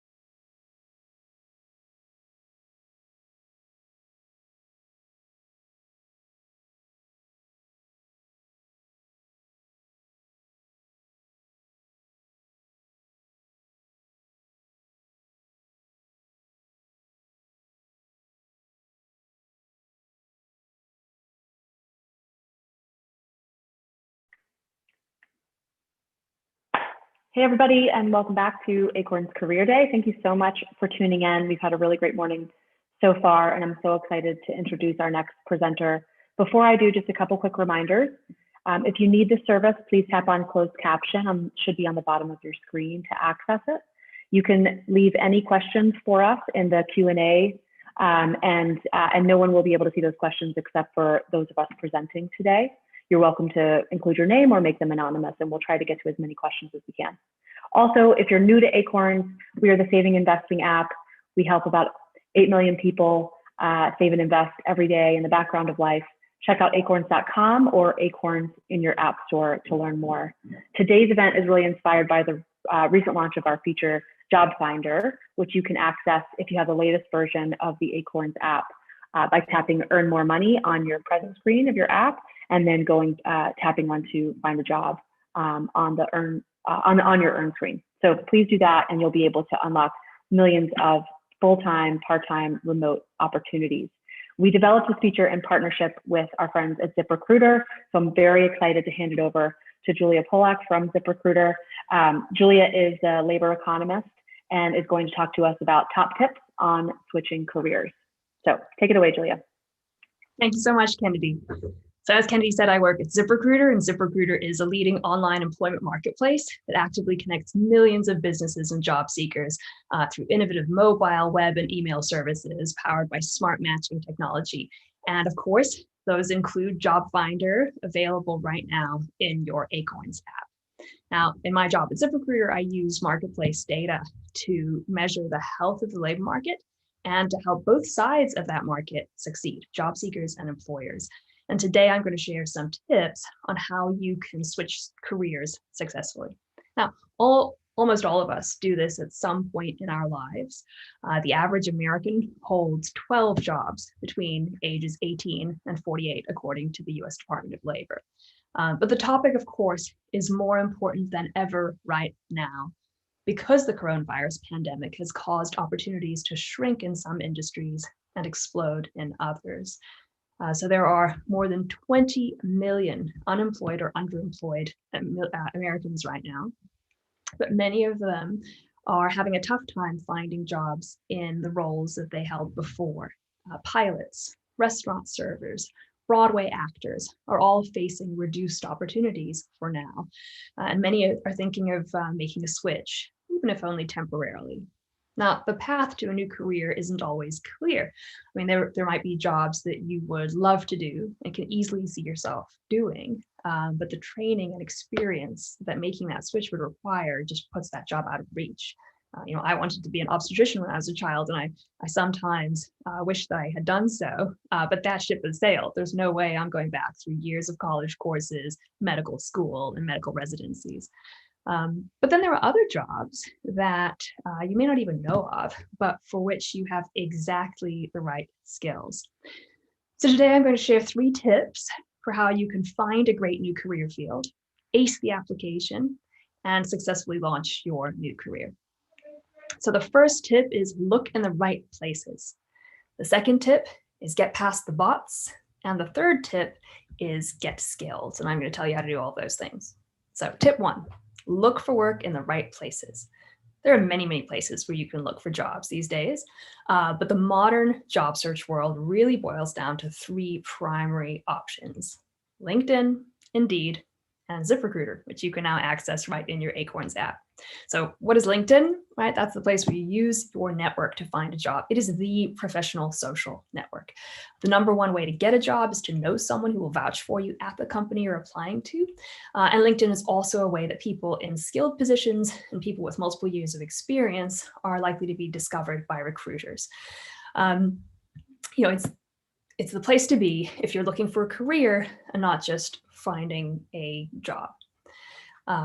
Here's one quick tip for standing out on LinkedIn. Fill out all the fields in your profile. Your profile will be ranked much more highly and seen by more people if it's comprehensive. And here are a couple of tips for how to network effectively online using LinkedIn. Let's say you want to become an interior designer, right? Well, a good thing to do to start is to find the influencers and thought leaders from whom you can learn more about the industry, and to find the key contacts who could possibly help you. One way to do that is to search interior design plus blogger on Google, but also using a tool like FollowerWonk, which will give you a list of people to follow ranked by their number of followers, so by their level of influence. Start by listening to what they have to say, reading their posts, watching their videos, attending their presentations. Next, create value for them by sharing their posts, reposting, commenting intelligently, engaging with them, subscribing if they have a Patreon account, for example.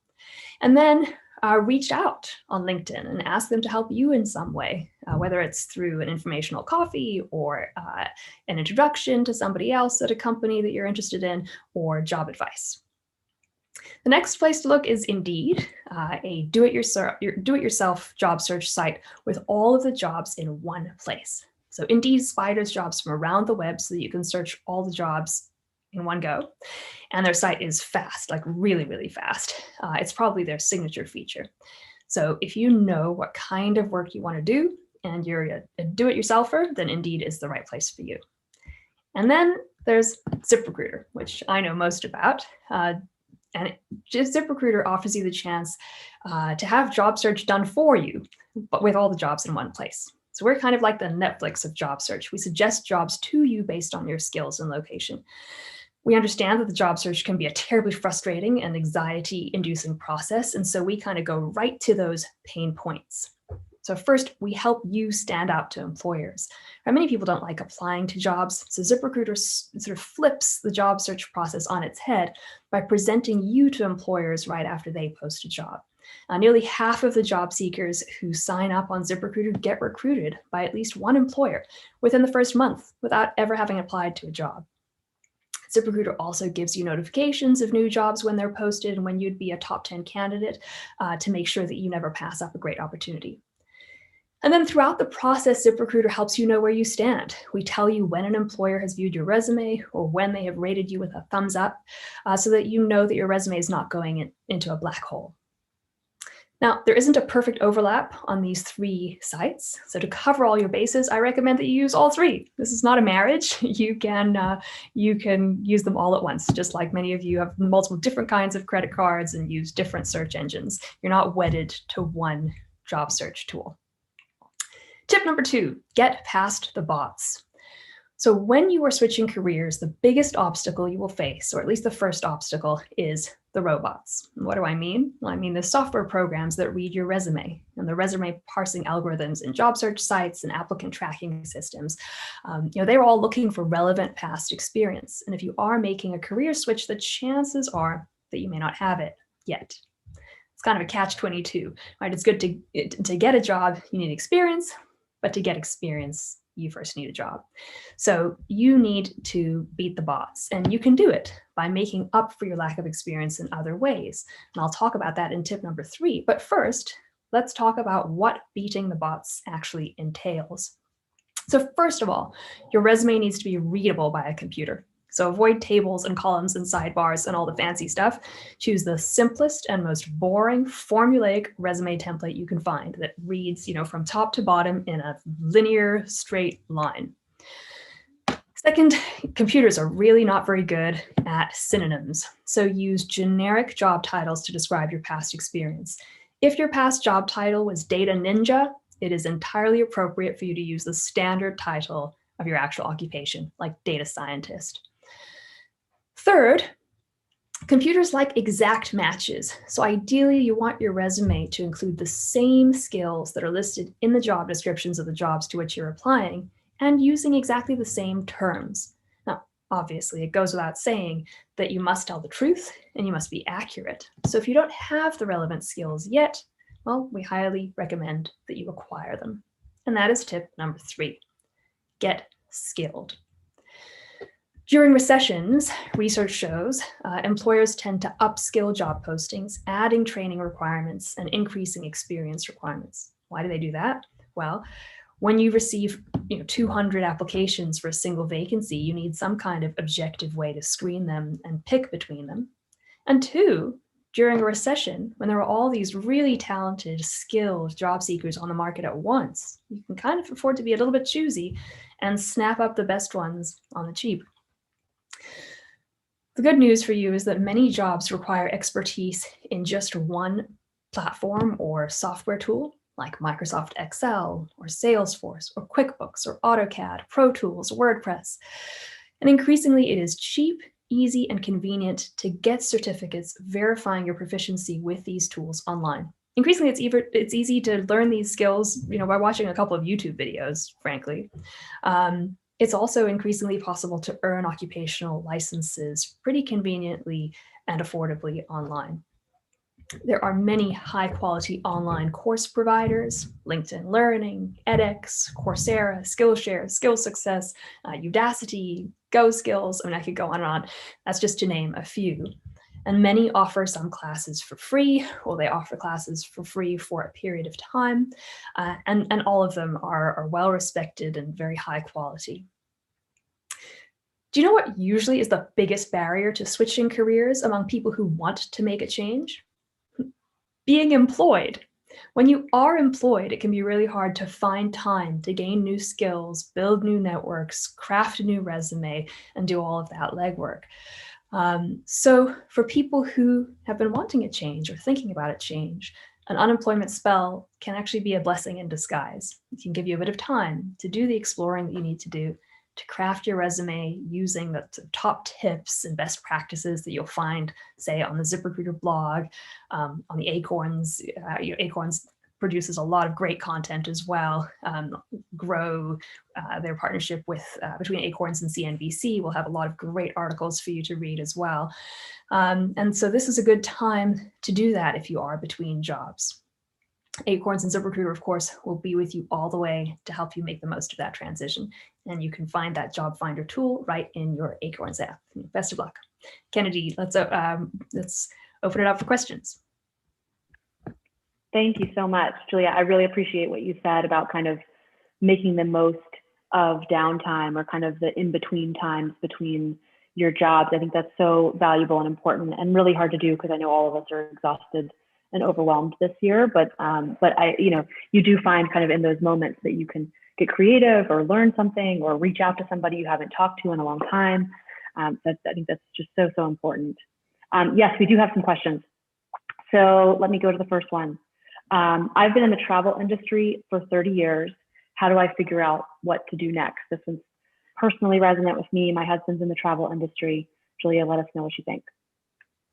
So I read an interesting article yesterday about a travel company that actually faced the same issue. Their revenue fell 97% at the start of the crisis, and they thought, what on earth are we going to do? And they actually found that with all the tech skills in their company, they could pretty easily transition into providing sort of a scheduling service, and allowing people to do other things that they need to do. So you may find that in your travel service job, you developed a lot of skills that are actually quite perfectly transferable to many other jobs. The skills that we find employers are looking for most commonly are those kinds of transferable sort of soft skills: communication, problem solving, scheduling, organization, those kinds of things. So you may be qualified for many more jobs than you expect.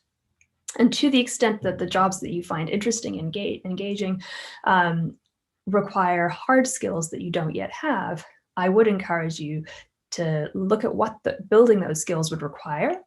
And sometimes you'll be pleasantly surprised that they're not as heavy a lift as you might expect, especially now with YouTube and all of these online course providers. It might be quite quick and easy to get a fairly comprehensive understanding of these skills, earn a few licenses or certificates that show that you have the skills, and then walk right in there being a perfectly competitive candidate for that new job.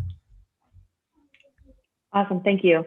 And then we have a question about what resources are available for people trying to find a more fulfilling industry, job, or career. I know you've spoken to a few of those. Can you just summarize those quickly for us and for this person asking that question? Sure. So I think the place to begin is really to search for jobs on Indeed and LinkedIn and ZipRecruiter and see what's out there. And don't just search for job titles that you already know of. Search for the kinds of things that you want to spend your day doing and the kinds of characteristics of a company that you would like to work for. So, think of it a little bit like dating. When you are searching a dating app, you think about the ideal characteristics in a match. Think about the ideal characteristics in a job match. Look at fastest growing, or look at fast paced or exciting. Job descriptions are very rich. They tell you a lot about the company and about the role, and you can find. You can really expand your job search and find all kinds of jobs you didn't even know exist. Some terms that I like to use are terms like venture capital backed. Whenever you search for venture capital backed, you find all of these really exciting startups that are doing amazing things, that are using artificial intelligence to sequence genomes and cure cancer, that are revolutionizing farming by creating indoor farms in vacant warehouses and retail spaces. Every company requires HR people, accounting people, a legal team, sales people, customer service people. So you can often do sort of whichever role you choose to do almost anywhere. And so, maybe think a little bit more about where and a bit less about the exact job title. And once you find a place that excites you and where you feel like you could really make a difference and feel a sense of fulfillment, then go about developing the skills that you need to get those kinds of jobs that really speak to you. Awesome. Thank you so much, Julia, for joining us today and for being such a great partner throughout this journey. We're so thrilled to have been able to partner with you guys. Have an awesome afternoon. Everybody who's joining, please stick around. Our next session will begin in just a couple of minutes with my friend and colleague, Fernando, who's going to talk to us. He's going to kind of split up his talk with us, one on being an entrepreneur, and two, kind of how that led him into working in product and where you can start. So please stick around. In the interim, I just want to answer a couple of questions here in the messenger. Yes, we are recording this, and we will make it available to everyone on the Acorns YouTube channel. So if you check out any of our social media channels, Instagram, Twitter, Facebook, we will post that link as soon as this session ends today. So, and you can also watch the live stream on YouTube now at the Acorns YouTube channel and submit any questions there. So please don't hesitate. On where to find the job finder feature in your Acorns app, we've got a couple more questions about that. So I'll go through it again. Please don't hesitate to ask. I know some of you are joining new. So make sure, first of all, that you have the Acorns app. Go to your app store, download Acorns. It'll take you about 5 minutes or less to sign up. Once your account's all set up, you'll go to the Earn More Money section of your app, which you can access just by tapping Earn More Money on your home screen. And that'll take you into the Earn section.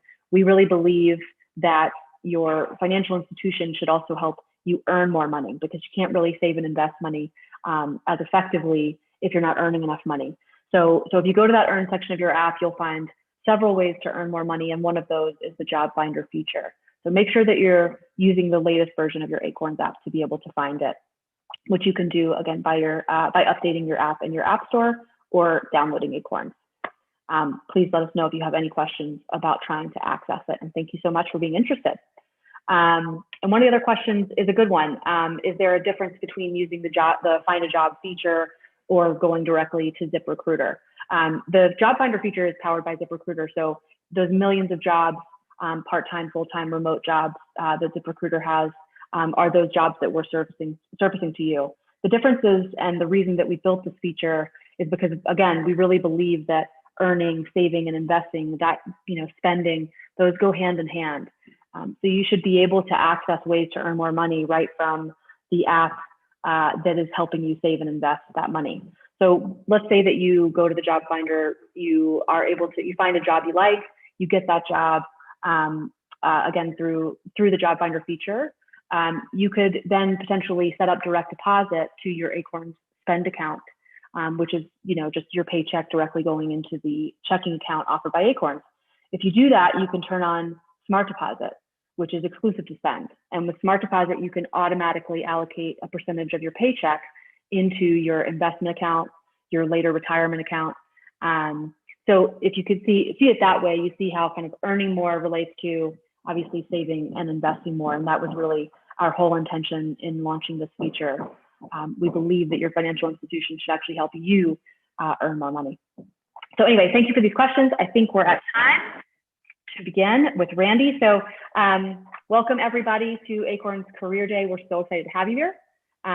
Acorns is the saving and investing app. If you're not familiar, we hope that you'll learn more about us at acorns.com or go to your app store and search for Acorns.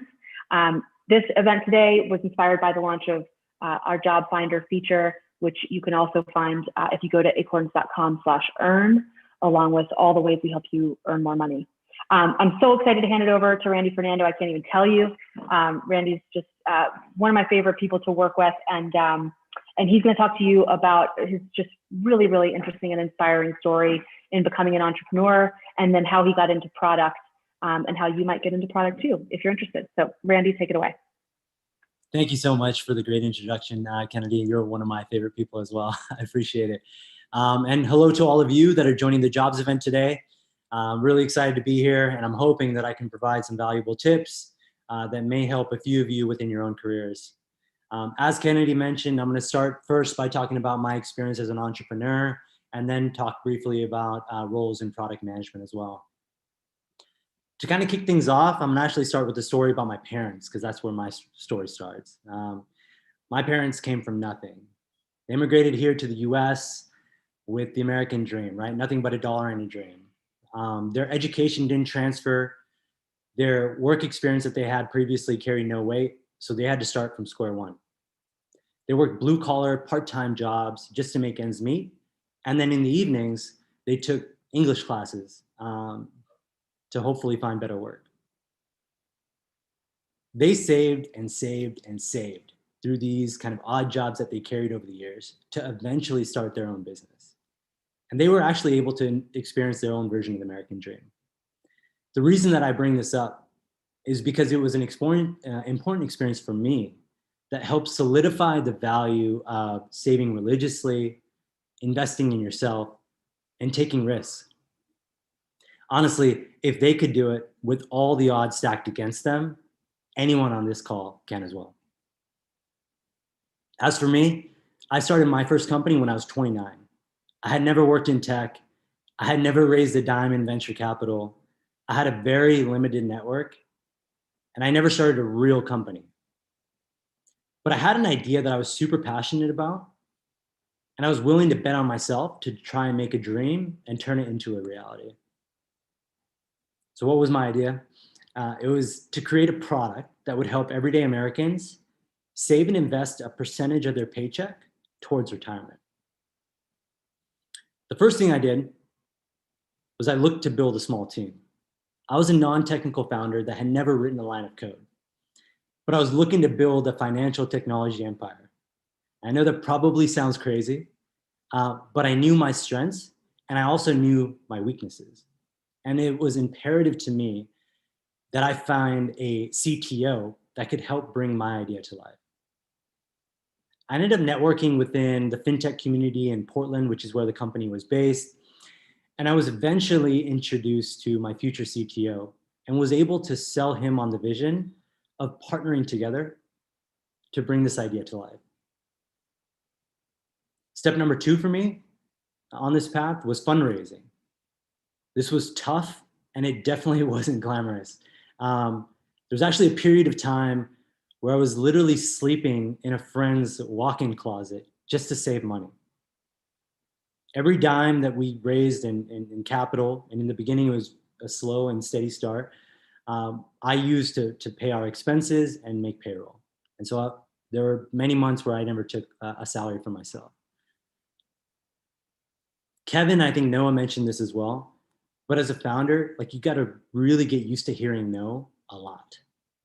Like I mentioned, because I had a super limited network when I started out, I had to hustle just to get people to meet with me. I remember when I was raising capital, I was actually on my way down to the Bay Area, but I only had a few meetings set up. So I literally Googled, where do VCs hang out in Silicon Valley? I found cafes in downtown San Francisco, and I found another one in Palo Alto that were frequented by venture capitalists. Right. So literally, I would sleep in my friend's walk-in closet during the day, during the night, and in the morning, I would get up and I would go work out of these cafes. And while I was there, I would hear founders pitching investors throughout the entire day. And what I'd do is I would wait until they were done. And then as the investor got up to leave, I'd walk over and I'd just introduce myself and tell them what I was working on. I remember one VC in particular that I noticed in the cafe.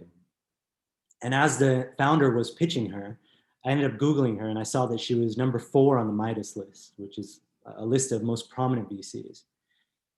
And so as she started to leave, I was kind of slow in my approach, but she was kind of down the street when I came out of the cafe. I actually ran down the street to go introduce myself. She got a shock when I tapped her on the shoulder and introduced myself. But frankly, it was these types of actions and efforts that helped me develop a network to eventually raise capital for my company. So it seems crazy, but if I had to, I'd do it all over again. So 3 years of that, many sleepless nights later, barely making ends meet, we finally ended up launching our product to Americans across the country. And we were quickly introduced to the leadership team at Acorns, Noah, Manning, and the rest of the executive team. It's this introduction that eventually led to Vault being the first acquisition of Acorns, and the reason that I'm here today in my role. So for those of you that are thinking about starting a business or working for yourselves, you're probably wondering how you might get started. The idea of leaving your full-time job, if you have one, to take the leap of faith to go start something on your own can be daunting. If you are ready to take that jump, I've got a few tips that I just want to share with you. One is, if you don't have an idea yet, what is that idea? Or how do I find my idea to start a company? Start thinking about problems to solve. The best ideas come from having a vision to solve really big problems. And those problems may be problems that you experience on a daily basis. Number 2, start networking. I didn't start networking until after I started my company. If I were to do it all over again, I would have started much earlier. I can't stress this enough. You might not know Jeff Bezos or the CEO of Acorns, Noah Kerner, but I can tell you that we all have some sort of network. Whether it be family, whether it be friends, whether it be coworkers, leverage them.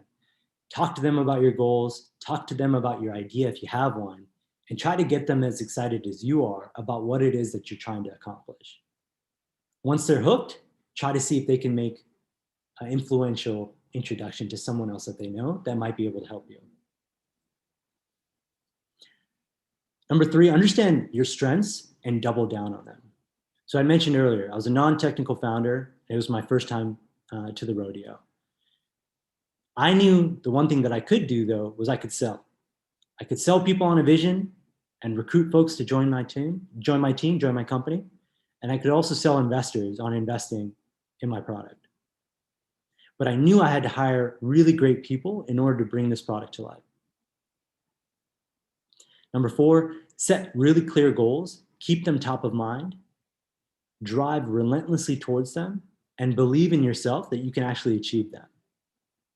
And one of the things that I recall when I first sought out to start my company was, I had a lot of people that doubted me, doubted the idea. It called me crazy. And it was really the belief that I had in myself to weather the storm of those types of comments that were coming my way that really helped in those early days. If you don't believe in yourself, if you don't believe in your idea, nobody else will. Lastly, learn from failure. Being a founder is all about making really tough decisions and inherently learning from your mistakes along the way. No one bats 100. We're all going to make mistakes. I made a ton of mistakes.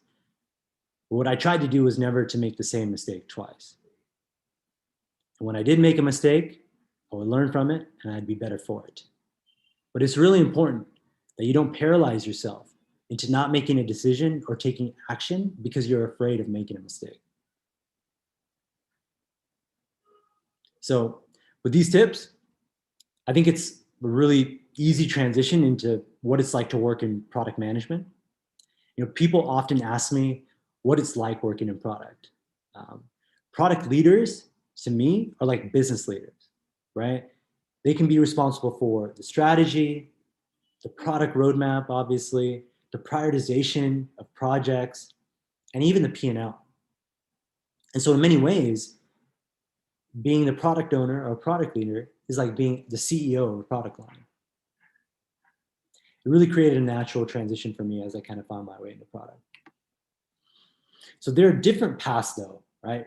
Mine's a truly untraditional path to product, but there's several paths to starting a career. If you're interested in a future career in product management, what I'd say is start thinking about where you are within your career and why you're passionate about product. Depending on where you are, you might look at an internship or maybe an associate or junior product management role just to get your foot in the door. And as you think about why you're passionate about a particular product or industry, think about the products you use every day. Are there any that you absolutely love? Think about what features make that product a product that you truly care about and what makes that product great. What recommendations would you have to make that product even better? And then think about reaching out to the company directly to see what kind of opportunities that they might have. If you're just starting out, another great way to get your foot in the door for product is to start in customer support. Support team members are amazing because they work with our customers day in and day out. They deeply understand what customers love. They understand what customers may not like so much. And they have an overall pulse of the end-to-end product experience. At Acorns, we've actually had some of our highest performing product managers come up through support. And so I'm a big fan of that path. Lastly, I think it's important to understand the different types of skills, talents that kind of bode well for a successful product manager. And so I listed a few that I wanted to share with you guys today as well. One is the ability to effectively communicate.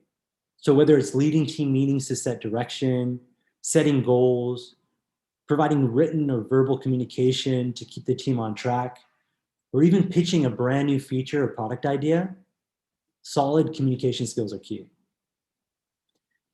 Organization.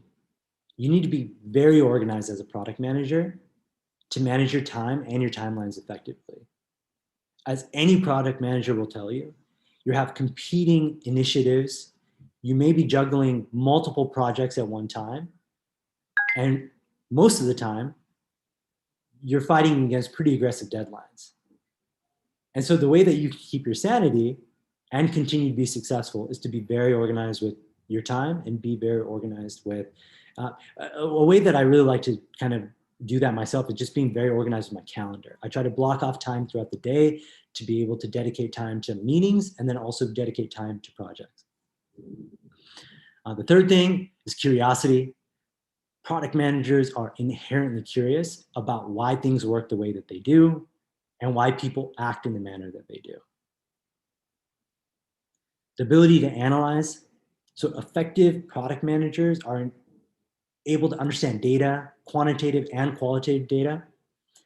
So they leverage dashboards, business metrics. They may work with the user research team, send out surveys, do customer interviews, just to generate as much data as possible. And when they ingest that data, they then leverage that data and then create a plan of attack to hopefully try to improve the product for the end customer. Lastly, strategy. So as a PM, you'll have loads of data information at your disposal, and you'll need to make really strategic and important trade-off decisions to bring value to your customers and scale your business.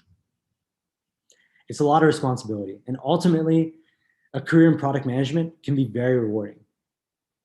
They're highly sought after positions with the loads of responsibility and tons of room for growth. And honestly, while it might be one of the most challenging roles that you'll ever experience in your career, it can provide for a very long-term and lucrative career with tons of upside. You know, when I think about my last 3 years here at Acorns, I've grown so much as a leader, as a product manager as well. And I think about these experiences and how it might play out in my future kind of endeavors.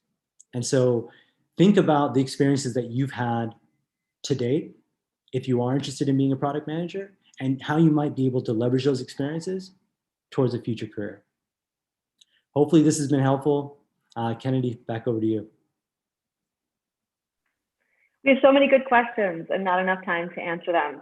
I will go quickly. Let's try to get to these in like 2 minutes, Randy. I'm sorry to put you on the spot. So can you recommend any product management certification programs? And kind of a similar question. If you're nervous to try product because you don't know if you'll like it or not, what are some good ways to test it out? Sorry, Kennedy, the last part kind of cut out a little bit for me. Yeah, that's okay. Can you hear me okay now? Yeah. Okay. So the first one is, are there any product management certification programs that you would recommend? The second one is, if you aren't sure if you want to get into product, what are some good ways to test it out? Yeah, most definitely. So for the certification side, there's some great lessons that you can leverage on Udemy. I think what I might do, Kennedy and Allie, is maybe send some certification or courses that I think are helpful that we can then maybe post on our site or on the YouTube channel.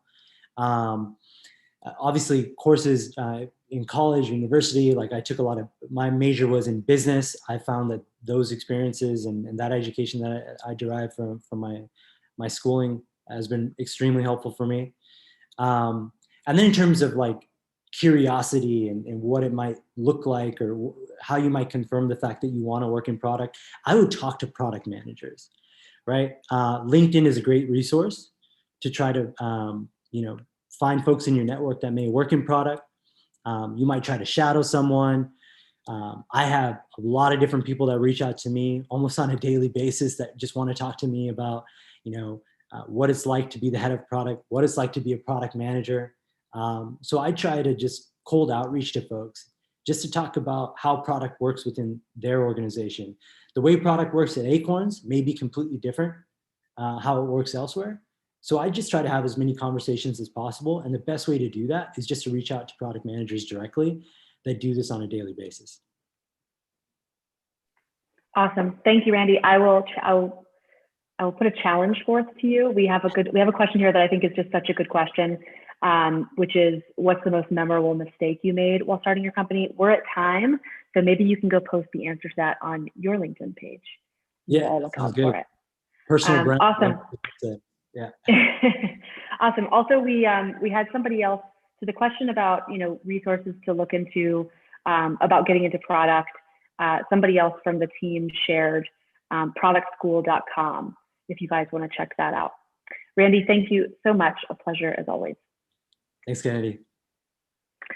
Okay, guys. Our next session. Thank you so much for sticking around with us. We hope this is helpful. That's certainly why we did it. So we hope that it's helping you grow your oak. And again, just to reiterate, this whole day will be posted to the Acorns YouTube channel. It is being recorded, so if you missed a session or it's too many notes to take down, you will be able to check it out. The next session is resume building and interview trick with Jamie Lee, who is a senior recruiter at Acorns, which I'm so glad for because there are a bunch of questions in here about interviewing and your resume.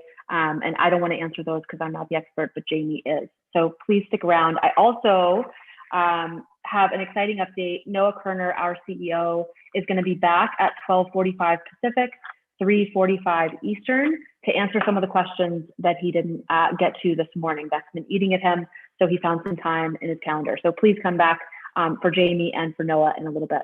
Thanks, everybody.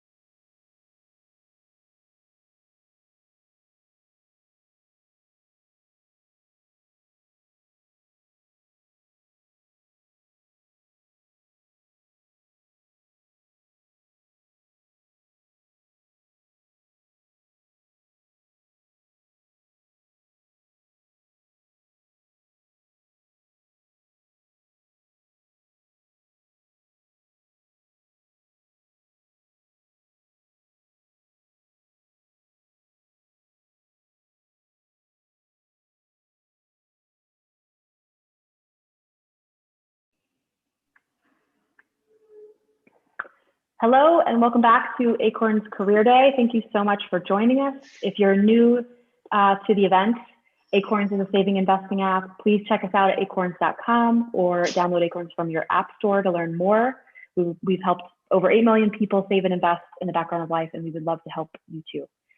Next up in our agenda today is resume building and interview tricks with Jamie Lee, who is a senior recruiter at Acorns. Jamie has been such an amazing partner to me and helping me find some incredible people for my team. So I'm really, really excited for Jamie to share her expertise with you. Jamie, just to give you a heads up, we already have a few questions teed up from earlier in the day about resume and interviewing. So I might give yourself a little bit of time at the end so we can get to as many as we can. And I'll let you take it away. Yeah. Thanks so much. Yeah, definitely. And we'll have time at the end to address questions for sure. But yeah, hi guys, my name is Jamie Lee. I am a senior recruiter here at Acorns. Like Kennedy mentioned, I help find exceptional talent for the organization so that we can execute against our mission of looking after the financial best interest of looking after the up and coming. And as you might imagine, a big part of my job as a recruiter is reviewing resumes. We get hundreds of resumes a week for our open roles, and it's my job to review those resumes and determine who is qualified to move forward for an interview. So today I'm going to discuss 3 resume building best practices with you in order to help your resume stand out amongst your peers and increase your chances of moving forward to speak with a recruiter or hiring manager. I'll also be throwing in a couple top tips for preparing for an interview as well. So just to begin, many of you might have heard about the 6-second rule. Studies have shown that the average recruiter scans a resume for 6 seconds before deciding if the applicant is a good fit for the role. They actually redid this study recently and updated that number to 7.4 seconds. So you still have to make a big impression in a little amount of time. So the 3 things that you can do to make sure you make a great impression in just 7 seconds is to 1, make sure your resume tells a comprehensive story. 2, keep it clean and to the point. And 3, tailor your resume to the company you are applying for. So just to dig into tip 1 a little bit further, make sure your resume tells a comprehensive story. When I look at a resume, I'm skimming the information to understand your background, and it should tell me a quick story about your professional journey. 1, it should tell me where you graduated from or any other type of educational credentials. 2, it should tell me what companies you worked for. 3, the titles that you held at those companies, and 4, how long you were with each company. So you'll want to include dates. Typically, you're going to want to put this experience in chronological order, with your most experience up at the top. When resumes aren't in chronological order, it makes it so that the recruiter has to work really hard to piece together your journey, and they might pass on your resume if they can't quickly make sense of your past experience. And then all of your most relevant experience to the role should be easily outlined on the page. If there are any time gaps in your resume, meaning periods of time where you weren't working, it would be best to address those gaps in a cover letter. Tip number 2, keep it clean and to the point. So the 1-page rule really does apply, 2 at the most. So a recruiter doesn't need to see every job that you have ever had since high school. They want to see your most recent and relevant experience to the role. When you're applying for a job, all of your most relevant experience to that role should be outlined on the first page. So a recruiter knows right away if you have the right skills. If your most relevant experience is not your most recent, consider adding a relevant experience section right underneath your introductory information. And then from there, you can list your less relevant experience below that section. Also underneath this tip, declutter your resume. You don't need to include every skill or credential that you have.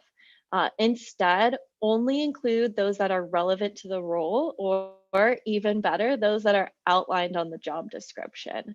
An overly cluttered resume makes it difficult to pick out what is relevant, so really only highlight what matters. By the same token, only include skills that you feel comfortable being tested on. So sometimes people like to add skills that they, maybe briefly took a course about on Udemy or LinkedIn Learning or another online learning platform. All of those learning materials are great, but unless you feel confident that you could pass a skills assessment for that particular skill, don't add it to your resume. An interviewer can and most likely will assess for those skills that you have listed. And then if you choose to include a summary section towards the top of your resume, try to keep it to 1 or 2 sentences at the most. And then to jump to tip number 3, tailor your resume to the company that you're applying for. So I definitely understand the temptation of building out a killer resume, something that's really comprehensive, and then sending it out to your top 10 companies. But it's going to be worth your time to tailor your resume to each company that you're applying to.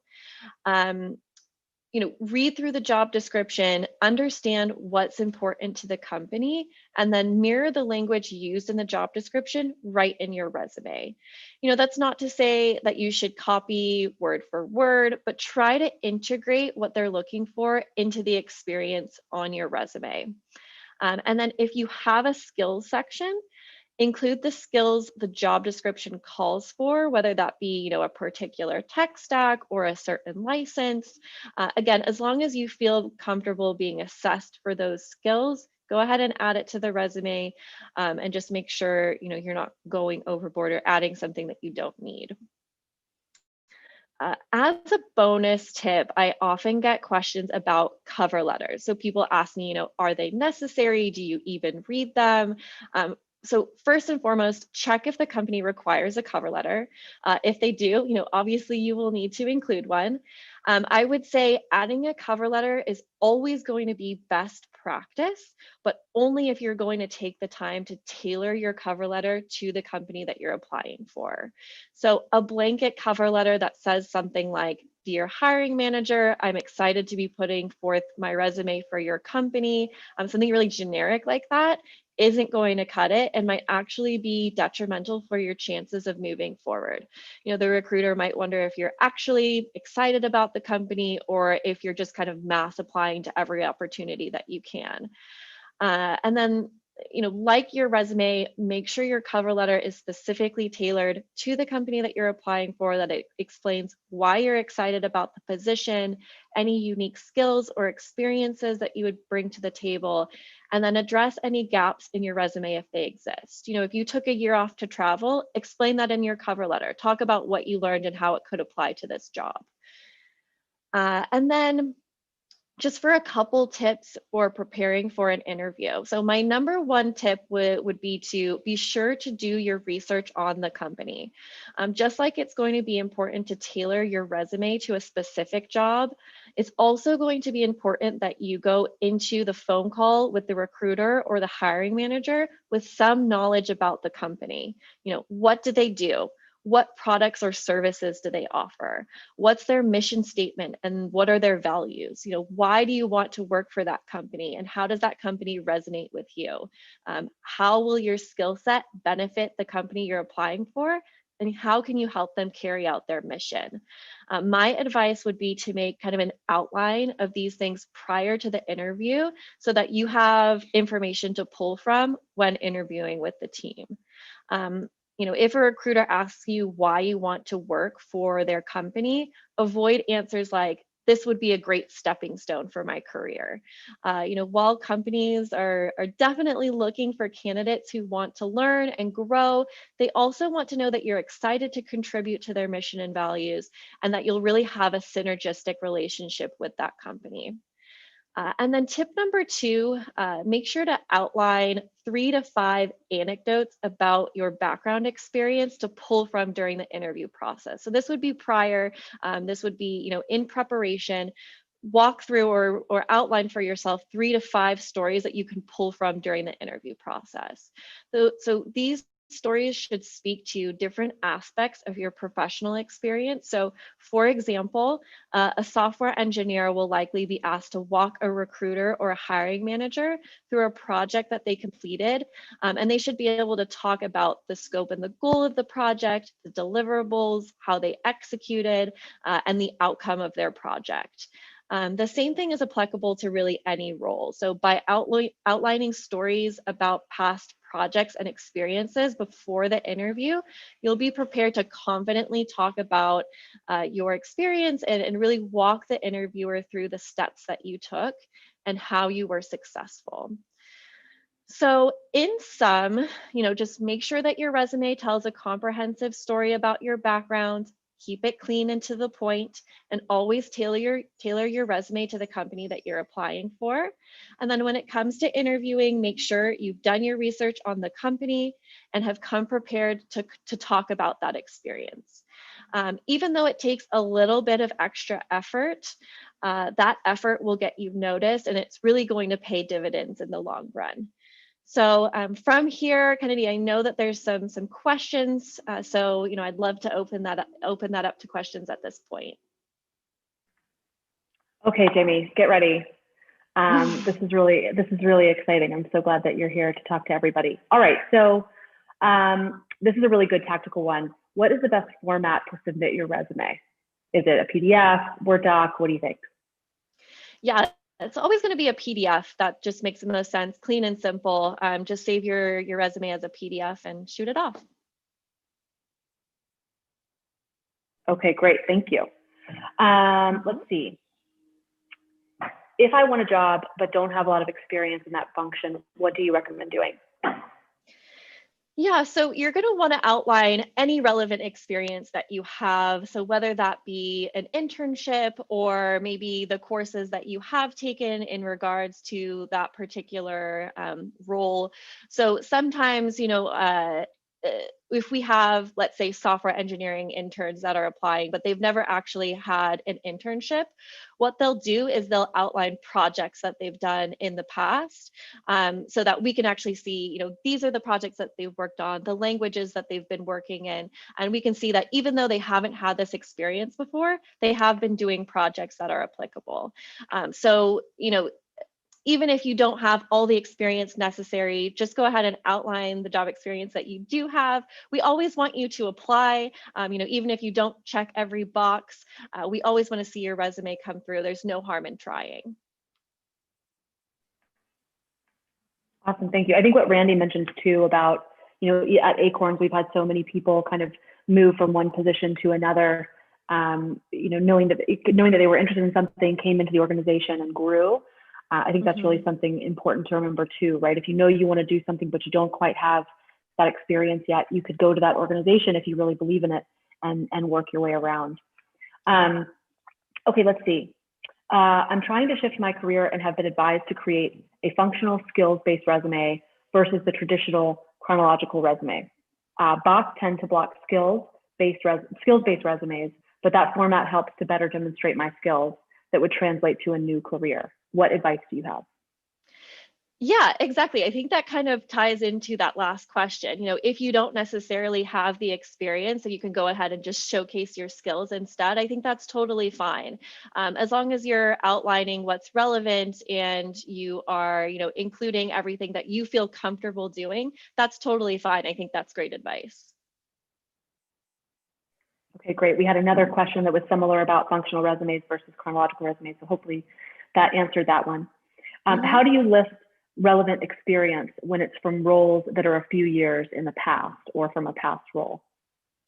Yeah, exactly. So this is what I talked about in terms of setting a relevant experience section up at the top.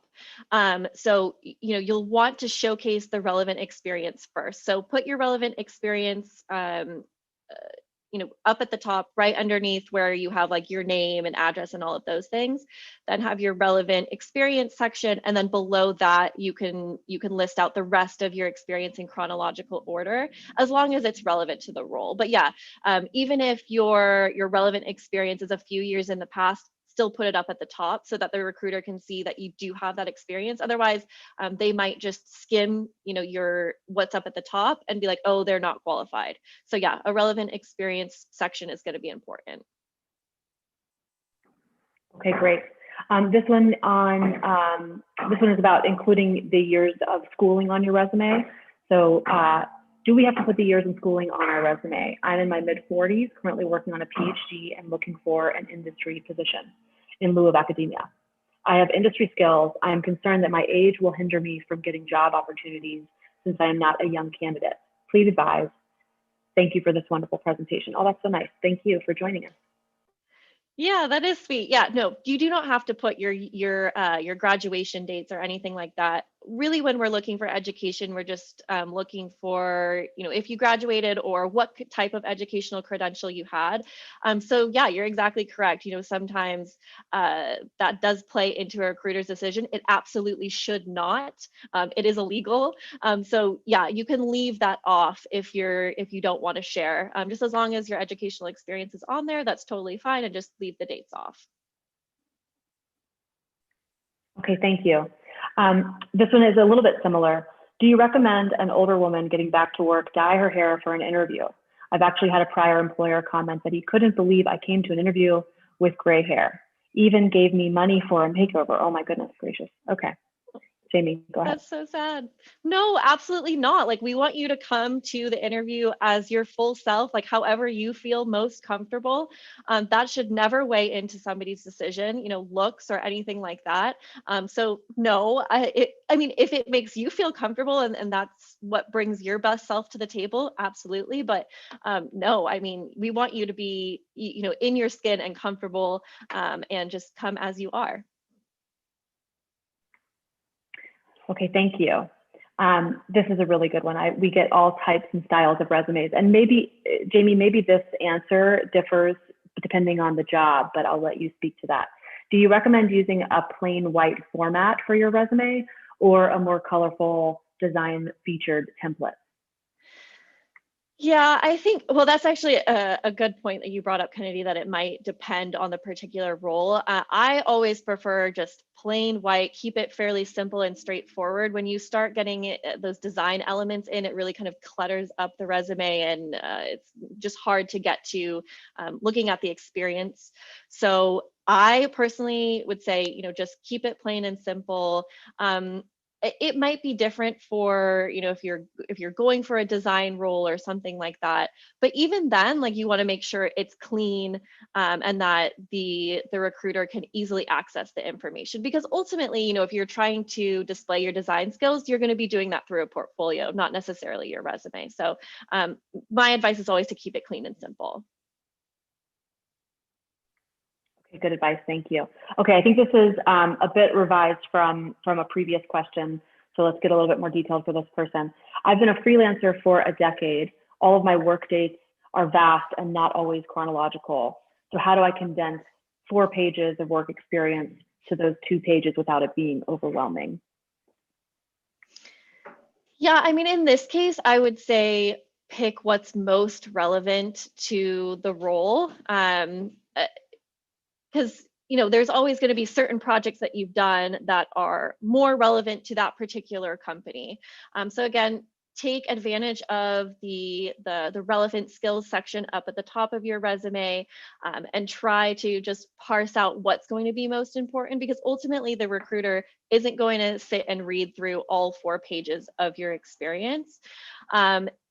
Just again, take advantage of that top section of relevant skills, and just try to parse through. I know it's hard, but yeah, just do your best and try to condense it down, basically. Right, kind of the elevator pitch style of resume building. Okay, I think we've got time for one more. And this person's asking if you could expand on resume formatting tips. So please expand on the resume format to address readability, bullet numbers, bolding, etc. Yeah, so I mean, obviously you're going to want up at the top all of your personal information. So your name, your email address, your phone number, usually your LinkedIn. And then from there, typically what I like to see is it just needs to be plain and simple. So like education up at the top.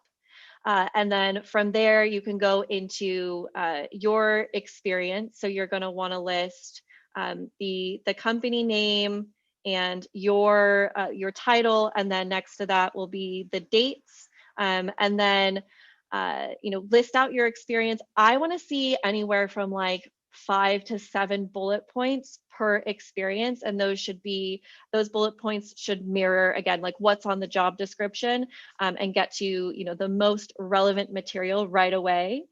So 5 to 7 bullet points per, and then either at the side or down at the bottom you can list your relevant skills. Again, keep those sections short. So that's what I would say in terms of formatting, like just plain and simple. Awesome. One last question. I want to make sure we get to this. Should your resume completely reflect your LinkedIn? I mean, they don't need to be exactly the same.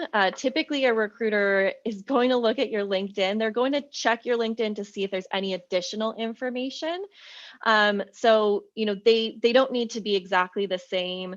You don't need to mirror LinkedIn's format or anything like that. But just know that like a recruiter is going to look at your LinkedIn. Awesome. Jamie, thank you so much for this. And just to remind everyone, we are recording this.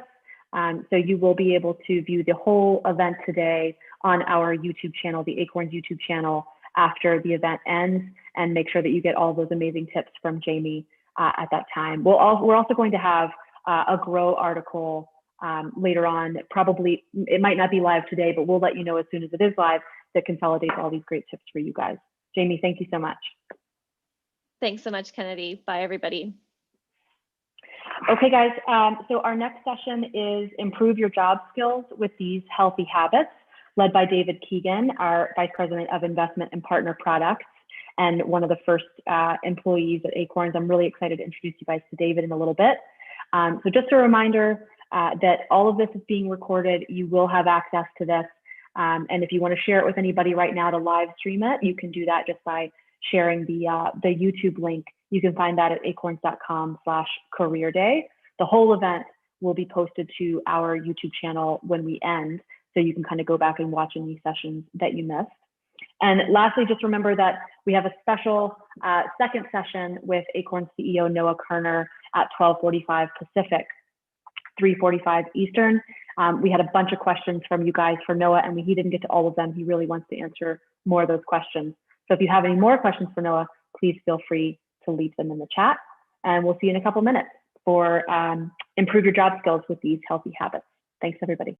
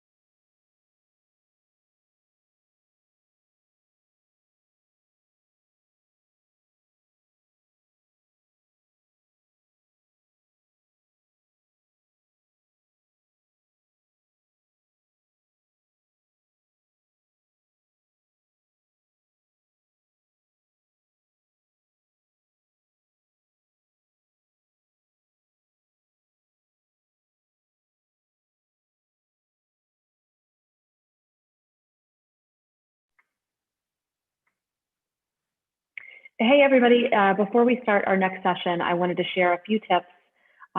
If you had joined our earlier session with Fernando talking about how to get into product, a lot of you had questions about how resources you could find. And we've got a lot of people on the Acorns product team who wanted to share some tips. So I just want to pass those along for you. One of those is to check out productschool.com. Again, that's productschool.com. Another resource is Udemy. There are lots of great product management resources on Udemy. We have somebody on the team actually who took one called Become a Product Manager, Learn the Skills, Get a Job. So definitely check that out. We have a few people offering for you guys to reach out, so please do that too. You can find some of our team on LinkedIn. And then it seems like one of the most popular books on the team is How to Crack the PM Interview. So definitely check that out. Again, it's How to Crack the PM Interview. All right, so with that, I'm so excited to introduce David Keegan for our next session, Improve Your Job Skills with These Healthy Habits. I've had the pleasure, if not honor, of working with David for almost 5 years now, and David is one of the first people at Acorns. I'm not sure there's anybody better to talk about improving job skills with healthy habits. So David, please take it away. Great, thank you, Kennedy. And hello, everyone. Thank you for attending our career day today. I hope you've enjoyed the sessions and learned a lot of valuable skills you can apply to your own career and job search. My name is David Keegan, and I'm the VP of Investment and Partner Products here at Acorns. I lead our products for all of our investment products, Invest, Later, and Early, as well as our Earn Rewards program, where brands invest in your Acorns account when you shop with them, and also the new Jobs Finder that we're so excited to have launched and be talking about here today. In partnership with ZipRecruiter, exposing over millions of jobs within the Acorns experience. You're really being a financial institution that helps you with your entire financial life, from getting a job to earning more to saving and investing more. And if you're an Acorns customer or just signed up today, on the home screen, you'll see our Earn More Money section. And this is where we help our customers earn more money, both when they shop and now from a new job. And I'm excited to share some tips with you today on building your skills and healthy habits. So I've held a number of positions at Acorns. As Kennedy mentioned, I've been here since the beginning, and I originally joined as the head of design and then went on to lead several product roles for new initiatives and now leading our investment and partner products. Before that, I had a very different career. That I worked in 3D animated videos, movies, and TV shows, and even spent 5 years at Blizzard Entertainment working on cinematic films for Diablo 3, StarCraft 2, and several World of Warcraft expansions. So I've had to learn a lot of skills in my career. And today I'd love to share with you some of the tips and tricks I've learned that make these types of career changes and advancements possible. My first tip is to have goals that you want to accomplish in a year, in multiple years, in the next couple of months, and then really write down what you want to accomplish every day. I use a lot of to-do lists on my phone and computer to keep track of my long-term goals, but I find this too overwhelming to look at on a day-to-day basis. So I review this maybe once a month, but then every day I start my day writing out 6 tasks in my notebook that I want to accomplish that day. And I start with the most important task, and then 2 secondary tasks, and then 3 additional tasks. And I keep it limited to that.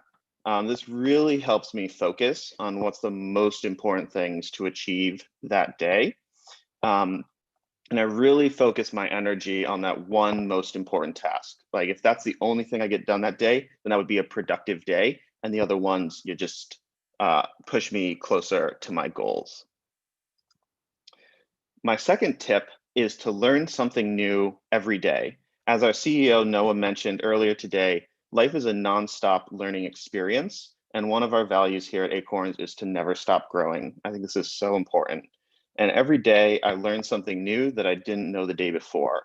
This can be something that directly ties to my career goals, or it could be an interesting fact about history or a hobby I'm interested in. The things I learn from my job have direct and immediate benefits, and the things that I learn for hobbies and things like that may become useful at random times or in the future if it's around photography or other creative skills.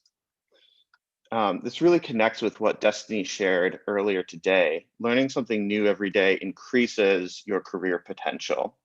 And there's so many great ways to do that these days, from podcasts, audiobooks, YouTube videos, blog posts, and a lot of the other recommendations speakers have made today. Even though I love learning, this is still sometimes hard for me to do each day, but having this phrase in the back of my head really helps me power through and say, okay, like just read this article or listen to this podcast, whatever it is, and just learn something new today. Like our Chief Community Officer, Kevin, shared earlier, be better today than you were yesterday and consume knowledge.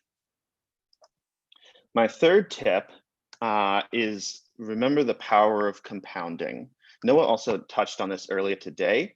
This is where it all comes together. By starting your day with healthy habits, a set of tasks, focusing on the most important task to complete, and learning something new every day, you're making micro investments in yourself and your career. Just like micro investments of money in an investment account like Acorns can grow over time through the power of compounding, so too can your skills and knowledge. It may be slow at first, and you may feel like you're not making much progress, but over time it builds and builds. Warren Buffett's net worth is one of the best examples of compounding I've ever seen. It looks very slow at first, as you can see here, but then over the past 30 years, it's almost doubled every year to become an incredible fortune. This is the power of compounding. Warren Buffett likes to say that no one likes his advice on getting rich because no one wants to get rich slowly. The same is true for knowledge and new skills. We all want instantaneous results, but the real power of knowledge and building your skills is to let them compound over time. I didn't learn 3D animation, photography, design, app development, product management, and many other skills overnight. It's taken me over 15 years to apply these habits and principles I shared every day. But now I have a vast knowledge of many areas that have allowed me to fluidly change careers multiple times and adapt to economic and market conditions. So to recap, my tips again for building new skills and healthy habits are: 1, to have a list of goals that you want to accomplish in the coming months and years, tasks, and focus on the most important task to move you forward. Number 2 is to learn something new every day. Even if it's small, build your knowledge and your potential. And number 3, remember the power of compounding. Just like money invested over time can grow through the power of compounding, so too can your knowledge and skills if you apply tips 1 and 2 to your life and work every day. If my talk resonated with you and you'd love to learn more, there are 3 books that have really helped me in this. The first one is The Power of Habit. And just like the title suggests, this book is all about understanding the power that habits have on our lives and society. The second book is Atomic Habits. Once you understand the power of habit, this book has great tips on how to build and start new habits. And the last book I recommend is The Compound Effect. This book was instrumental in helping me understand the power that compounding has on our lives and achieving our goals and living a happy, healthier life. I hope these tips have helped you in your journey. I hope these tips will help you in your journey, and I'd love to answer any questions. I'll actually be giving away each of the books I shared. So if you ask a question in Zoom or have already asked one, just be sure to share your email address and someone with our team will reach out, choose the first people who ask a question, and get that book over to you. So I'll turn it back over to you, Kennedy. Awesome, thank you. Yes, and just don't worry, your email address is not going to be seen by everyone. It will only be seen by the panelists that are the presenters that you're seeing right now. So if you would like a copy of that book, David, thanks, that's so generous, just to ask a question. So one of the ones that we have here are, what are the examples of skills or habits that you've grown over time? You know, you just gave a really good list. Is there anything that's kind of changed or that you've added over time in your experiences? Yes, definitely. In my career, gone from really being self-taught to learn computer animation, and also networking and connecting with kind of computer graphics groups like Jordan was recommending earlier, meetups and things like that. And so that really helped me build that skill set. And then when I made the transition from kind of 3D animation and video games to apps, it was a pretty big transition. But like some other presenters have shared, and Noah shared this morning, when I went into those interviews, I told the story of how these previous skills were going to make me a better app designer and developer. And more specifically, over the last couple of years, there's been a lot of great advancements on the iPhone, which is the platform I'm really passionate about designing and developing for.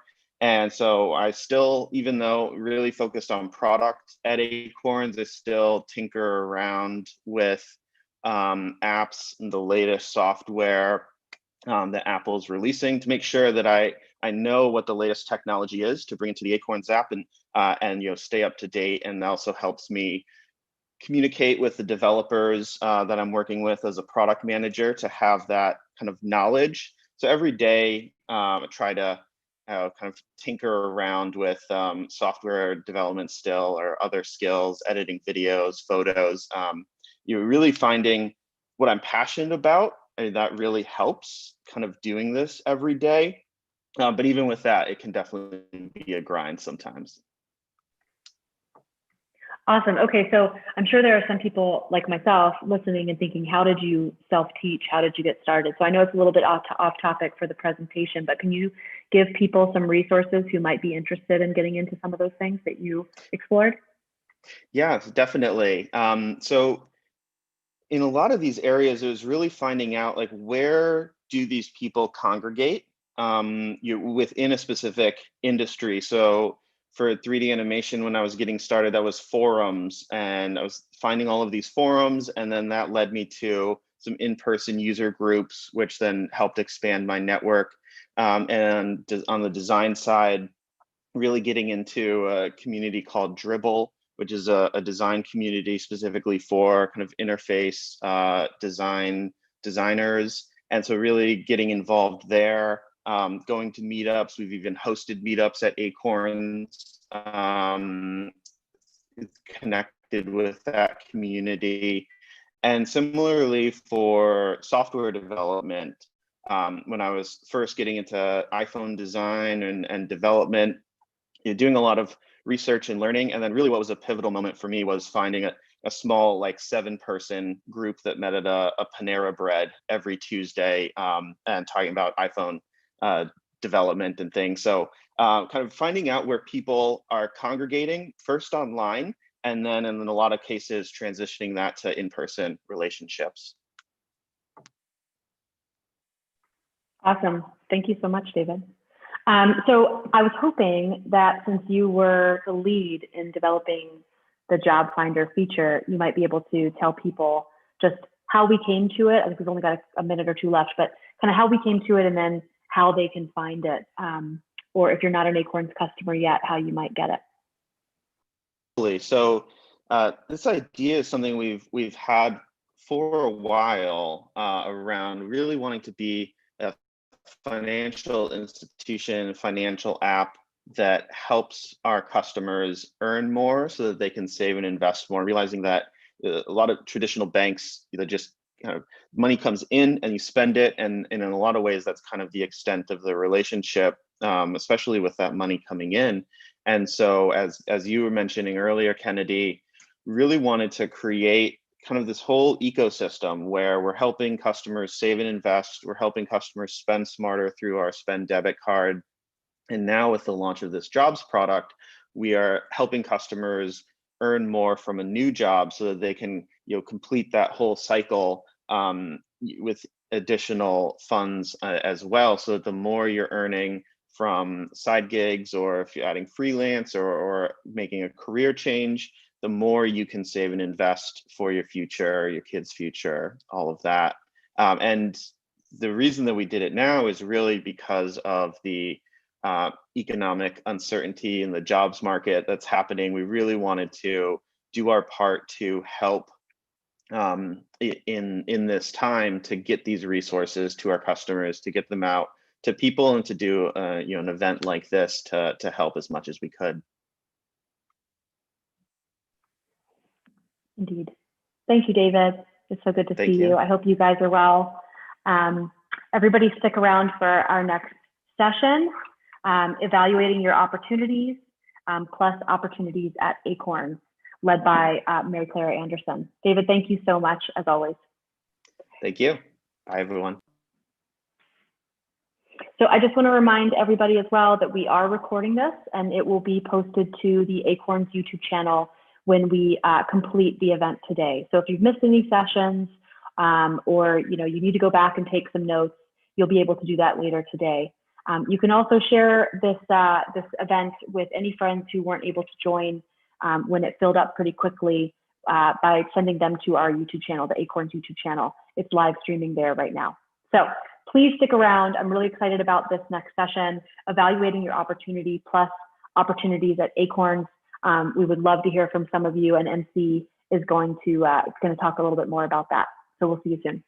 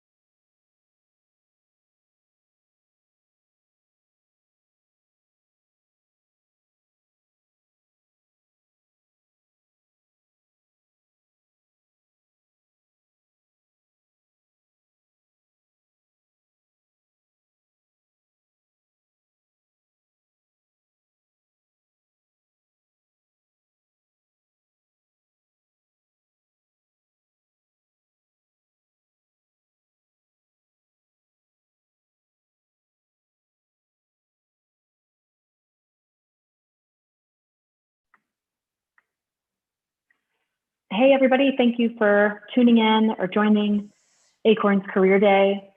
We are just about wrapping up. It's been an awesome day. Thank you so much. I just want to reiterate that we are recording this and it will be posted to our YouTube page, the Acorns YouTube page, at the end of the day today. So look out for that in case you missed any sessions or need to go back and take some notes. You can also share the live stream link. If you go to acorns.com/career day, you can find that link there to share it with any friends who might not have made it to this session. I'm so excited to introduce MC next to talk about how to evaluate your opportunity and also share opportunities at Acorns. And just wanted to remind you guys that following MC, we have a surprise second session with Acorns CEO Noah Kerner, who's going to come back and answer some questions that he didn't get to this morning that you guys have been asking. So if you have any questions for MC or for Noah, please don't hesitate to leave them in the QA in the chat. Nobody else can see those except for us here, and we will try to get to as many as we can. MC, thank you so much. Take it away. Hi, everyone. I'm so excited to be here with you all today. My name is Mary Claire Anderson, or MC. I've been with Acorns for over 5 years and oversee talent acquisition for our organization. So I partner with our leadership team to create and execute talent acquisition strategies that are aligned with Acorns' business objectives, mission, and our core values. Our team's goal is to discover and acquire talent that really redefines expectations and allows Acorns to move beyond all previous thresholds of possibility. During this session, I'll be providing tips on how to evaluate a job offer or opportunity that you're entertaining in your job search. Now, while your first impulse may be to immediately accept the offer, which we love, but immediately accept the offer after a potentially long or arduous job search, I always recommend, taking a breath and setting aside the time to meaningfully assess or evaluate the offer. You're making a life decision for yourself and potentially your family and ultimately your future. So you should be weighing this decision carefully by educating yourself on evaluating a job offer and making the best decision for your future. So then, what's the best way to decide whether to take a job offer or not? I'll start by discussing my first tip, which is to know what's on the table. And what I mean by that is to make sure you understand the total offer package that's being presented to you. So you'll want to start by reviewing the actual offer or contract. Really scour that thing. That document should cover all important details such as base salary, an hourly rate, start date, as well as any possible additional information like if a bonus is included, whether there are stock options, even a relocation stipend, or potentially a required start date. Ensure you're clear on the total compensation as well as what your on-target earnings will be for this role. Nobody wants to be in a position where they realize that the total compensation isn't enough after they've accepted the job offer. And if the compensation package isn't what you expected, definitely consider negotiating your salary with your potential future employer. You'll also want to review the benefits package. Sometimes a benefits package can be as important as what you get in your paycheck. A good package can make up for a lesser salary if you're saving substantial money on healthcare. So you'll want to inquire about how much the benefit costs are provided by the potential company and how much you're expected to contribute. If there are a variety of options available, definitely request copies of the plan description so you can compare all of the different benefit packages. And lastly, you'll want to evaluate the potential perks. While salary is important, vacation time, a company cell phone, 401k plan, any wellness perks, progressive social values or vision. These factors all have value and will ultimately contribute to your satisfaction and fulfillment within the role. I would consider all of these factors and what's most important to you when you're evaluating what's on the table. And then my next tip is to do your research. Now that you've reviewed your offer package, you should research the market in order to evaluate it. In regards to salary, too often people guess what they should be making versus doing their research and understanding their worth in the market. You can start by using an online tool to price yourself in the market. Acorns partners with a company called PayScale to help us understand the right pay for every position in every market. Both PayScale and Glassdoor have free salary calculators to help you price yourself in your local market and on a national scale as well. And now as you start to do your research to price yourself, be honest with yourself as well in terms of your level and experience. You know, if you're starting over in your career or are making a career change, you may not qualify, you know, for top pay despite your years in market. As an example, you know, I began my career in marketing, which I hated, but quickly transitioned after 2 years. I switched to focus on recruiting and talent acquisition. And despite having some transferable skill sets, my work experience was more specific to marketing, and I was really only qualified for entry-level recruiting jobs. And so it meant that I had to take a slight decrease in salary despite my 2 years of experience in the job market. Now, this isn't always the case, but I really urge you to validate your experience via these pricing tools. And that said, because salaries or hourly rates can vary depending on the city, due to the cost of living, and even from company to company, you know, depending on the size and stage of the organization, you'll want to talk to your network as well. You know, those who are at similar levels or in similar fields, so you can have an understanding as to an acceptable range for your skill sets and experience. If you use all of these methods, or you should use all of these methods I've described before you really confirm a target salary range with yourself and with a recruiter. And also use recruiters to understand the pay scale for the role as well. Recruiters should be willing to share a target pay scale for the role or set expectations early in terms of what an hourly rate will look like. That can help you, you know, as you're doing your own research in terms of the comparison. And my last tip is to ask the right questions. So once you've reviewed what's on the table and done your research, begin to ask yourself questions like, is this a job I want to be doing? Does it align with my skills, career, and purpose? You know, what's the culture like at this company and how would I add to it? I've seen candidates take jobs where they fit in terms of their skills and the pay was great, but they end up dissatisfied in the company because their peers don't challenge them or the culture isn't aligned with their personal values. You know, is there room for upward mobility? You know, what's the company's approach to COVID-19 or social issues that are important to you? You know, happiness, being fulfilled at work, these factors should be considered just as much as you would consider salary. So I would use these answers to determine whether you should negotiate and accept the offer. So to recap, you have the tools and resources at your fingertips to evaluate your offer or opportunity. You simply need to put them in action, ensure that you know what's on the table, that you've done your research, and that you've asked the right questions. And so from here, I can turn it back over to Kennedy as we'll be opening up the session to questions from the audience. Awesome. And do you want to do questions first, or do you want to talk about some of those opportunities at Acorns?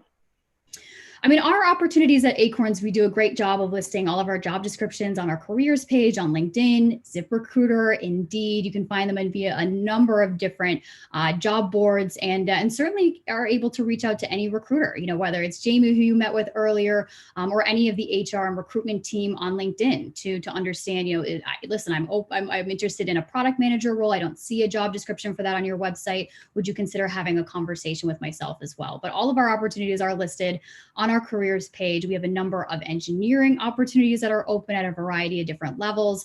We do actually have a product manager role that's available at this time as well. And we do also have an email listed also. If you do not see you know, a job that is aligned maybe with your skill sets or what you're looking for in your career, you can still email us. You can still email us your resume for us to consider for any future opportunities also. Awesome. Thanks, MC. So you guys go to acorns.com and find the careers page if you want to explore some of those opportunities. We'd love to hear from you. Okay, we've got lots of good questions for you. When you decide to counter offer, what's the acceptable amount to negotiate for? Well, like I said, you should ideally have done your research in the market to understand kind of what an acceptable range would be for your level of skill sets and experience. So I would always come prepared with a range, and I typically start or recommend about 5K. So a low end and then a high end in terms of what you're targeting. But be realistic. You know, again, you should be setting these expectations early with a recruiter as to what you're sort of looking for within the market, how you validated that via your you know, research and comparisons with different data sets, and work with the recruiter to understand like really what's feasible from a company's perspective as well. So there should always be some flexibility, I would say, you know, in terms of negotiating an offer, but also, like I said, you'll want to take into account the total package that's on the table as well, even if they're not kind of matching you kind of where salary potentially is, if they're making up for it in other areas, whether it's benefits, perks, any of what I mentioned, then this could potentially be an ideal offer for you. So It really depends on the situation and again, kind of your level, but I would set those expectations based on the research that you've done with the recruiter you're working with. Excellent, thank you. We have lots of questions about salary negotiation, so I think that probably answers most of them. What happens if the job isn't what I thought it would be? Ooh, that's tough. I mean, again, as a recruiter, we work really hard to set the expectations as to what our company culture is, what our values are, and the expectations for the requirements of the role, and even what a career path will look like here within the organization. And then as an individual, an applicant, you should be really asking those questions and ensuring that those expectations line up. So hopefully throughout the interview and evaluation process that, you've done sort of that pre-work to ensure that that should never happen as you transition into a role. So really, really ensure that you're asking those tough questions about culture, about where your career path could end up within the organization, really what like a first 30 days will look like versus 90, where will I be within a year? What are the true actual requirements of the day-to-day? What are maybe the first drivers of success within the first 90 days? Like ensure that you're getting those questions answered so that there are no surprises. And like I said, a recruiter and the hiring team should be doing a good job of setting the expectations for the role as well. Thank you. This is a great question. How has remote work and COVID-19 changed salary negotiations? What's appropriate to ask for? Well, it's, based on, again, kind of your research, you should have an understanding as to that target range that you're looking at. It has changed things significantly, though, as you're looking at maybe all across, the country in terms of different opportunities, as most companies have transitioned to remote employment. And so we had to reevaluate as an employer, our compensation strategy for different markets, for remote. And so I think that those are certainly just questions that you, again, should be asking in your interview process is how has that impacted your company's view on compensation? Will you be paying me similar if I sit in this market versus another? What's your philosophy behind this? So it really depends, I would say, on the situation and the employer and what their approach is to compensation. But again, we had to reevaluate our strategy overall and determine what was the most equitable way to pay our employees, fairly, kind of across the United States. But that's probably how I would answer that question. And what are some red flags you should look out for as a candidate when you're reviewing an offer? Red flags. I mean, I would say anything that you did not see coming, anything potentially like where it's like, this is well below what I stated in terms of my expectation for a target salary. I expected, a minimum in terms of this particular hourly rate, or, this wasn't communicated to me in terms of like the work-life balance, or I didn't understand that you would actually want me to relocate after the pandemic. Anything that wasn't discussed and is a surprise. It could be any factor specific to the offer, but I would say that once you reach the point of an offer, like nothing should be a surprise. Like you should have a full understanding as to what's sort of coming to you if you're working with an excellent recruiter. And again, you've set those expectations up really early in the process. So anything that again is surprising is certainly a red flag, I would say. This is a great one too. I know, MC, you and I have talked about thank you notes and things like that. This question is, what are your best tips for staying in touch with a recruiter if they don't have a position for you just yet? And why don't we tack on to that, what's the right way to follow up after you go through interviews or meet people?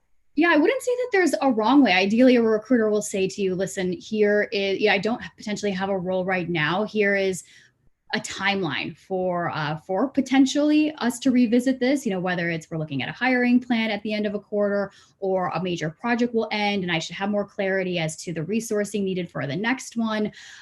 So hopefully a recruiter will set sort of that timeline for you. I would say, weekly is a bit much in terms of a follow-up. Not much is going to change, week to week, certainly, but I would say monthly, a recruiter should be checking in, or same for yourself. If you want to just say, hey, listen, I'm checking in to see if there's anything new that's kind of come your way or anything that I can anticipate in the future. I just want to continue to reiterate my interest in your company. Or also like, listen, I have developed myself further in this particular skill set. I've taken a Udemy course now, or I have this particular certification. Want to make you aware in case that changes anything on your your end. So I think monthly check-ins are certainly fine, and a recruiter will let you know if it's potentially going to be longer than something like that. But we always love to continue to build our network. It's ideal for us, when we do have a new role that opens, that we can reach right back out to a candidate and say, and to a hiring manager and say, I have the perfect individual, and this is someone who has continued to follow up, loves our organization, vision, and values, and this is going to be really, really easy for us to partner together and move forward. So a recruiter will let you know if it's too much, though. Okay, one more, MC, and we have a few more for you. So I'll share them with you, and we can figure out how to answer these other questions. But one more for you. I've had companies that I really want to work for tell me that the salary is too low for me since I'm so experienced. How do you tell them you're fine with that salary without sounding desperate? Great question. I had that happen to me also early in my career. Yeah, we have this occasionally happen. And sometimes I have candidates say, like, I'm concerned to provide you with a range because I don't want it to exit me from the process.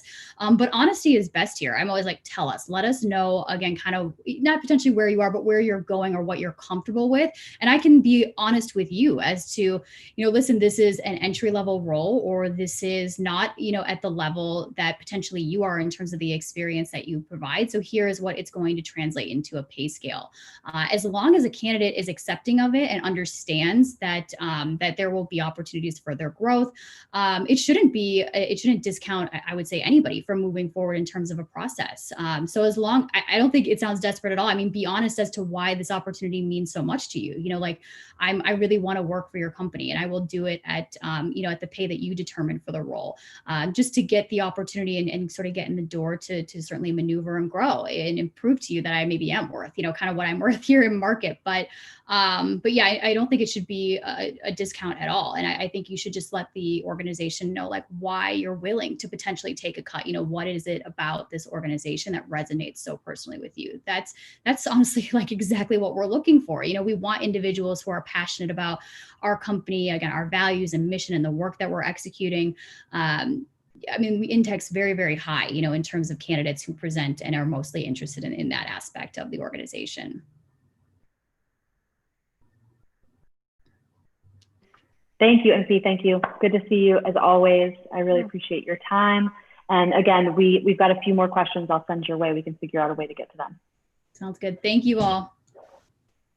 Okay, everybody. I'm so excited for our bonus session. Please stick around. I think Noah's here actually to answer some of the questions that he wasn't able to get to this morning. It's been eating him alive, so he's back to answer some of those questions now. Noah, are you ready?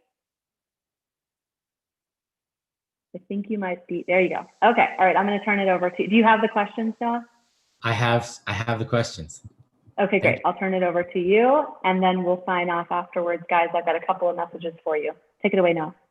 Cool. And thank you, MC. By the way, I think one of the first questions I answered was around entrepreneurialism and what it takes.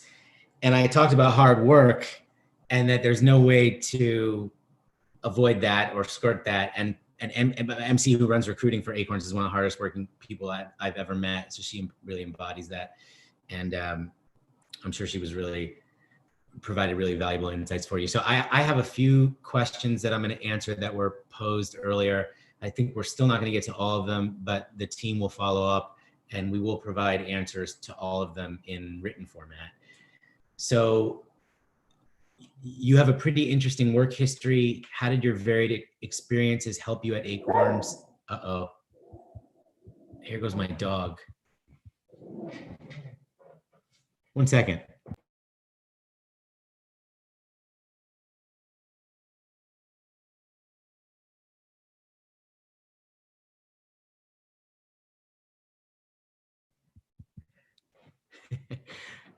How did your varied experiences help you at Acorns to a recent grad? What are the benefits of a winding path versus a direct path? So I would say, and I think I mentioned this earlier, for me, the varied experiences working in different industries on different subject matter with different types of people, whether it was like as a kid, DJing and touring with Jennifer Lopez, or starting different companies in different industries, writing a book, which was a whole different kind of experience. All of them, I would say, really helped me get a stronger grasp on diversity and difference, and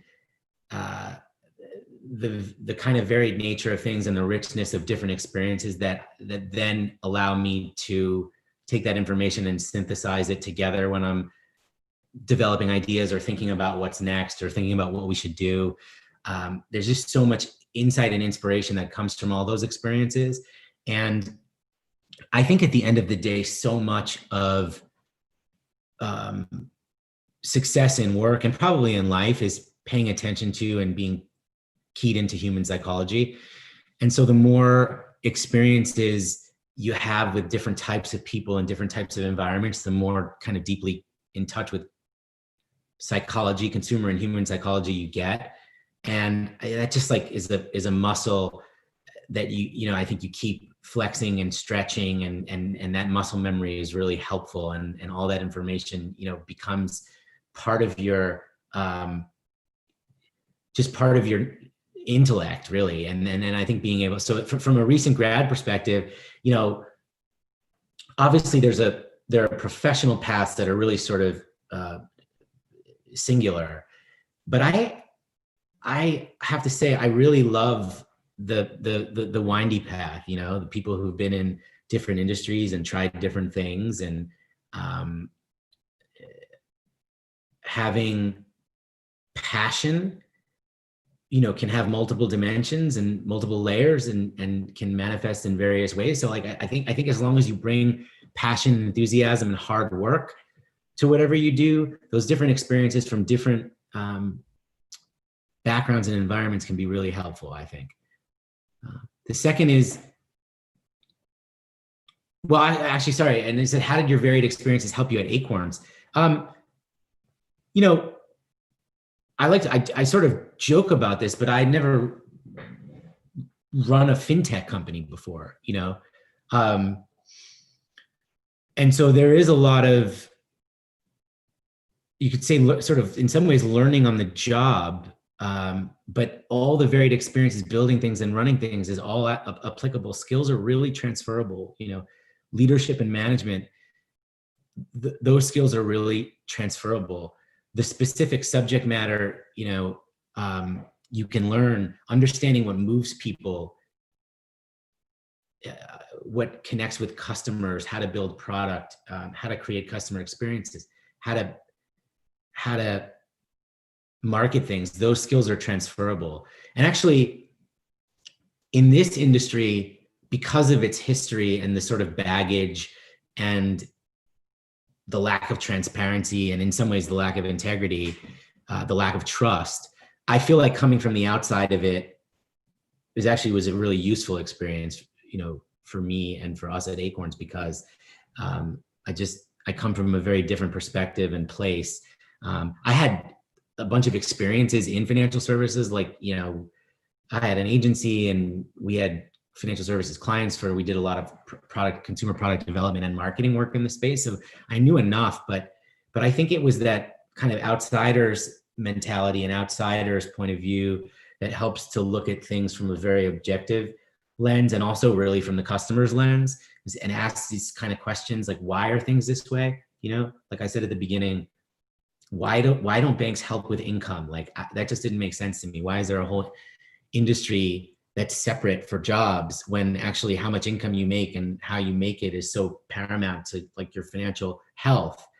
So I don't know if you're in an industry for a really long period of time, do you still ask those questions? Like, do you still look objectively at it in the same way? It's very harder when you're decades into something to really be able to take a step back and think about deconstructing it, or asking the questions about why is this way? Why is it that way?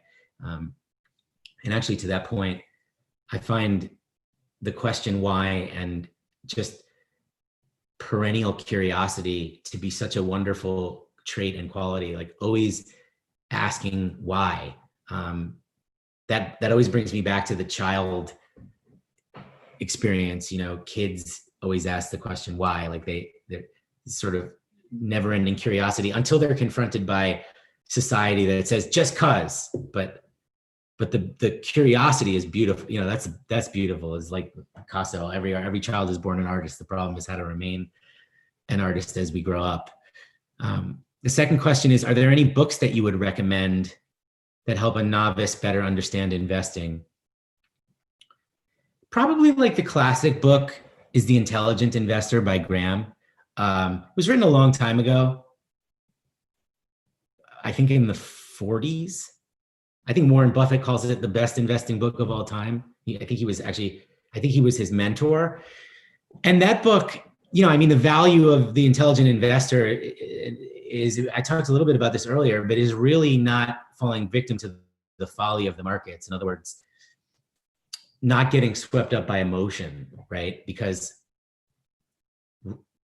taking a pragmatic and rational approach to investing is really the smartest way to think about it. And that manifests as a long-term view. Emotions cause you to make bad short-term decisions when it comes to investing and other things. Being pragmatic and rational in investing says when things are really choppy and the markets are really dicey and turbulent, that's exactly when you shut your screen off, go do something else, have a glass of wine, whatever it is you do, and just forget it. We say set it and forget it and stay focused on the long term. So I would recommend The Intelligent Investor. That's a good book. From a behavioral economics perspective, by the way, separately, like Nudge is a really good book by Richard Thaler, who's an advisor to the company. That's a really cool book in terms of understanding consumer psychology. I would recommend that. It's a pretty fast read too. The Intelligent Investor, maybe it's a little more, it requires a little more investment. Third question is, I'm 24 years old and recently got laid off from my first job as a proposal writer. Is it too late for me to consider changing careers to something I would enjoy, or am I early enough in my career to test new waters? I don't think it's ever too early to make the decision to pursue something that makes you come alive. You're just, you know, and I say this with respect for the fact that we're all in different positions and people can't always make that choice. Family, whatever, you know, whatever conditions people are in. But if you have the ability to make the choice to pursue what brings you joy, you will be so much more successful every day, just on the strength of your attitude and relationship to the work. I mean, that just shines through in a person, you know, and that positivity and passion and optimism, joy, like that's infectious. That brings other people to life. That makes things happen. It's just, you know, that causes people to want to be around you. That causes people to want to be their best when they're around you. So I don't think it's ever too late, nor should it ever be too late to take care of yourself and discover what brings you joy and pursue what brings you joy professionally. I think that's one of the most important things in life to do, caveated with, if you have the luxury to do that. And if you don't, and you don't feel like you do, you know, I don't know, maybe there's a way to find a way to do it. The fourth question is, what's something simple you know now that you wish you knew 5 years ago? These are unrehearsed, so I'm reflecting.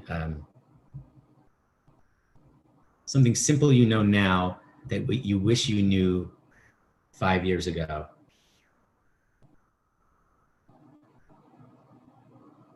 I might go back to the virtue of patience. I think I've got more patient. I think I always wish I was more patient, but I think there's an elegance and a simplicity and a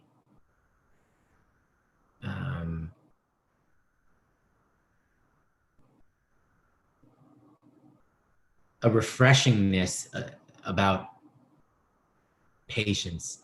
It's like joy. You know, patience pulls people in, impatience pushes people away. So that's something I always wish I know and knew in the moment, and I think it's a very admirable quality when someone's patient. So I think that's it for me. If you guys want me to keep going, I can try to keep going. I do have a couple more questions. Is that all right, Noah? Do you have a hard stop right now? Okay. No, let's go. I was going to say, actually related to the last question about the last 5 years, I feel like this is related because, at least in my knowing you, one thing you might add to that is the companionship and love for a dog is something that you have learned in the last 5 years. And one of the questions here is, what's your dog's name? I'm sure because she made a cameo at the start there. By the way, what is the first question was, like all the difference in windy road and all the various experiences, like actually being in all these different environments, whether it's from fintech to the nightlife world to entertainment, music, all these different, it sort of teaches you to be able to pivot and be agile and move. I always think being interrupted by my dog in the middle of something that I think is really important to be here and not get thrown off by it. Like that's probably something that comes from having lots of different experiences like that. Her name's Bella. Yeah, she's like, I was always a big dog person, and our dog's like 12 pounds. And I used to see small dogs on the street and I would just be like, oh my God, I could never have a small dog like this to see. When we first, this is terrible. When we adopted her, actually, she had a tough life. And we adopted her a little older in her senior years. She's 12, like I said, she's 12. At first, when I would walk around the street, I was like a little like, it was just like being next to a small dog thing. And now, I mean, I would definitely jump in front of a car, like no question. And I carry her with this beaming with pride right here, like a little baby, even though she's 12. She's a pretty great dog. She's a pretty great dog. Okay, this is a good one too. Was there ever a make it or break it point in your life that stands out? And can you share on one of those times that stands out for you? How did you determine what was best? And what are your thoughts in retrospect? Yeah. So, to repeat, you got it? Okay. Yeah, I got it. It's like an 8 Mile moment, right? I'm sure, I don't know if you guys have seen 8 Mile, but you've got one, you've got those moments that are like those one shot moments, the make it or break moments. I think I've had a lot of those, although upon reflection, I'm not sure, I think they felt like make it or break moments. I'm not sure if they actually were necessarily make it or break moments. Like I was talking about earlier, I think we have, with looking back with perspective, there's a lot of things you can mess up and come back from. But there is a moment, actually, I was about 27, I think. And I was on my second company, and it was a product development and marketing agency. And we had this huge opportunity with Chase, ironically. And we had come up with this concept called Chase Plus One, which was meant to be the first student credit card product that would reward responsibility rather than spending. In other words,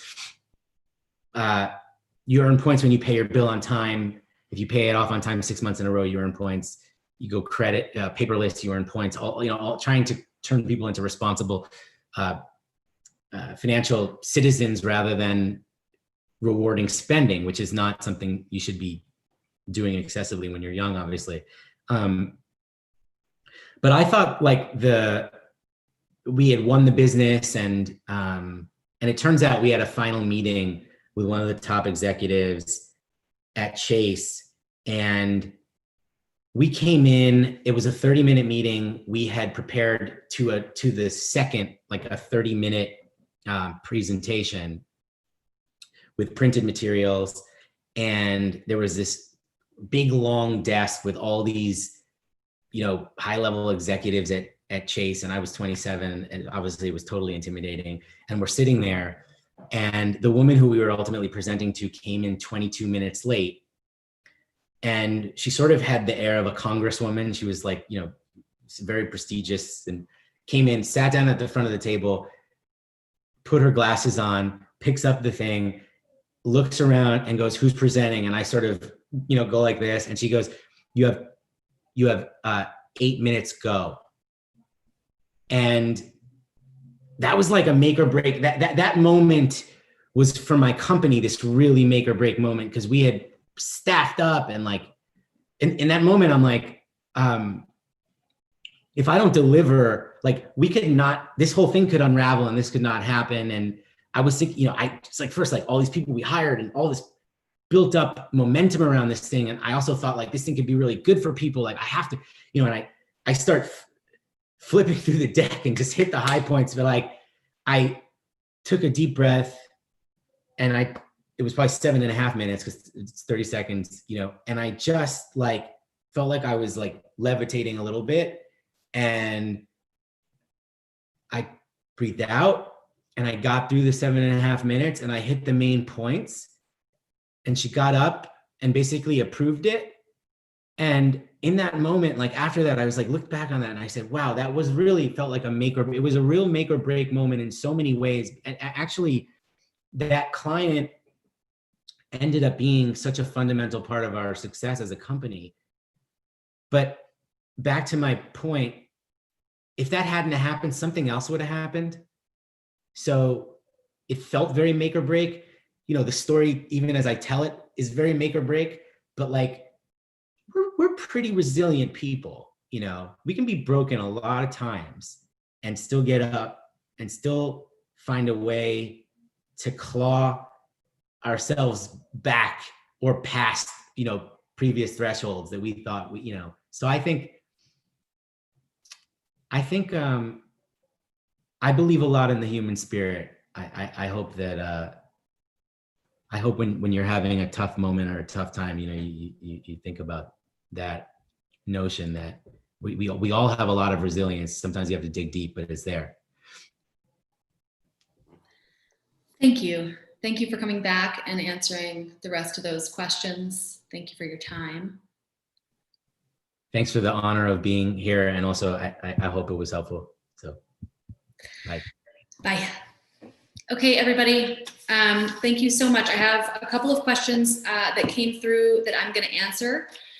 Before I do, I just want to remind you that you can learn more about Acorns at acorns.com or by downloading Acorns from your app store. And you should definitely check out our new feature, the Job Finder. So if you have Acorns, tap on Earn More Money from your home screen, and then then you'll see the button to explore the Job Finder there. Make sure you have the latest version of your Acorns app to get it, or go download Acorns and check it out. I can't thank you guys enough for being here and being a part of this. This idea, you know, it was scrappy, and as you can probably tell, not super highly produced, but our team has worked really, really hard to share content and their advice and tips, and we hope that it has in some way been helpful. And I think obviously my whole team also. We've gotten a lot of thank yous in the comments. I just want to acknowledge that. Thank you for your gratitude. We are so grateful that you were here with us. And then just one question I'll answer here was, Kennedy, what is your goal this month? Thank you for asking. I have 3 little kids under 5 years old. And like I'm sure a lot of you, I'm trying to figure out how to juggle parenting and working, especially in this crazy, all the time, but especially this year. So my goal this month is not to go crazy. And beyond that, I think just to try to be as present in both of those roles as I can be. It's so hard because they're overlapping much more these days than they usually do. You know, but when I'm with my kids, I really need to just put work away, which can be really hard. And when I'm at work, I kind of have to figure out how to respect those boundaries too. So, which doesn't always happen. Ask my team. I think I had a sick baby on my lap for most calls yesterday. So I appreciate that question. And I'm glad that you made me think about it, because I'm going to hopefully keep track of that goal this month. Thank you guys so much. We are really grateful for you. And we hope that we find ways to stay in touch. Remember, this was recorded, so you can go to the Acorns YouTube channel to get it after we post it, probably in the next couple of hours. And you can follow us on any of our social media channels to get that link. And we hope you'll join us as part of our big 8 million plus Acorns family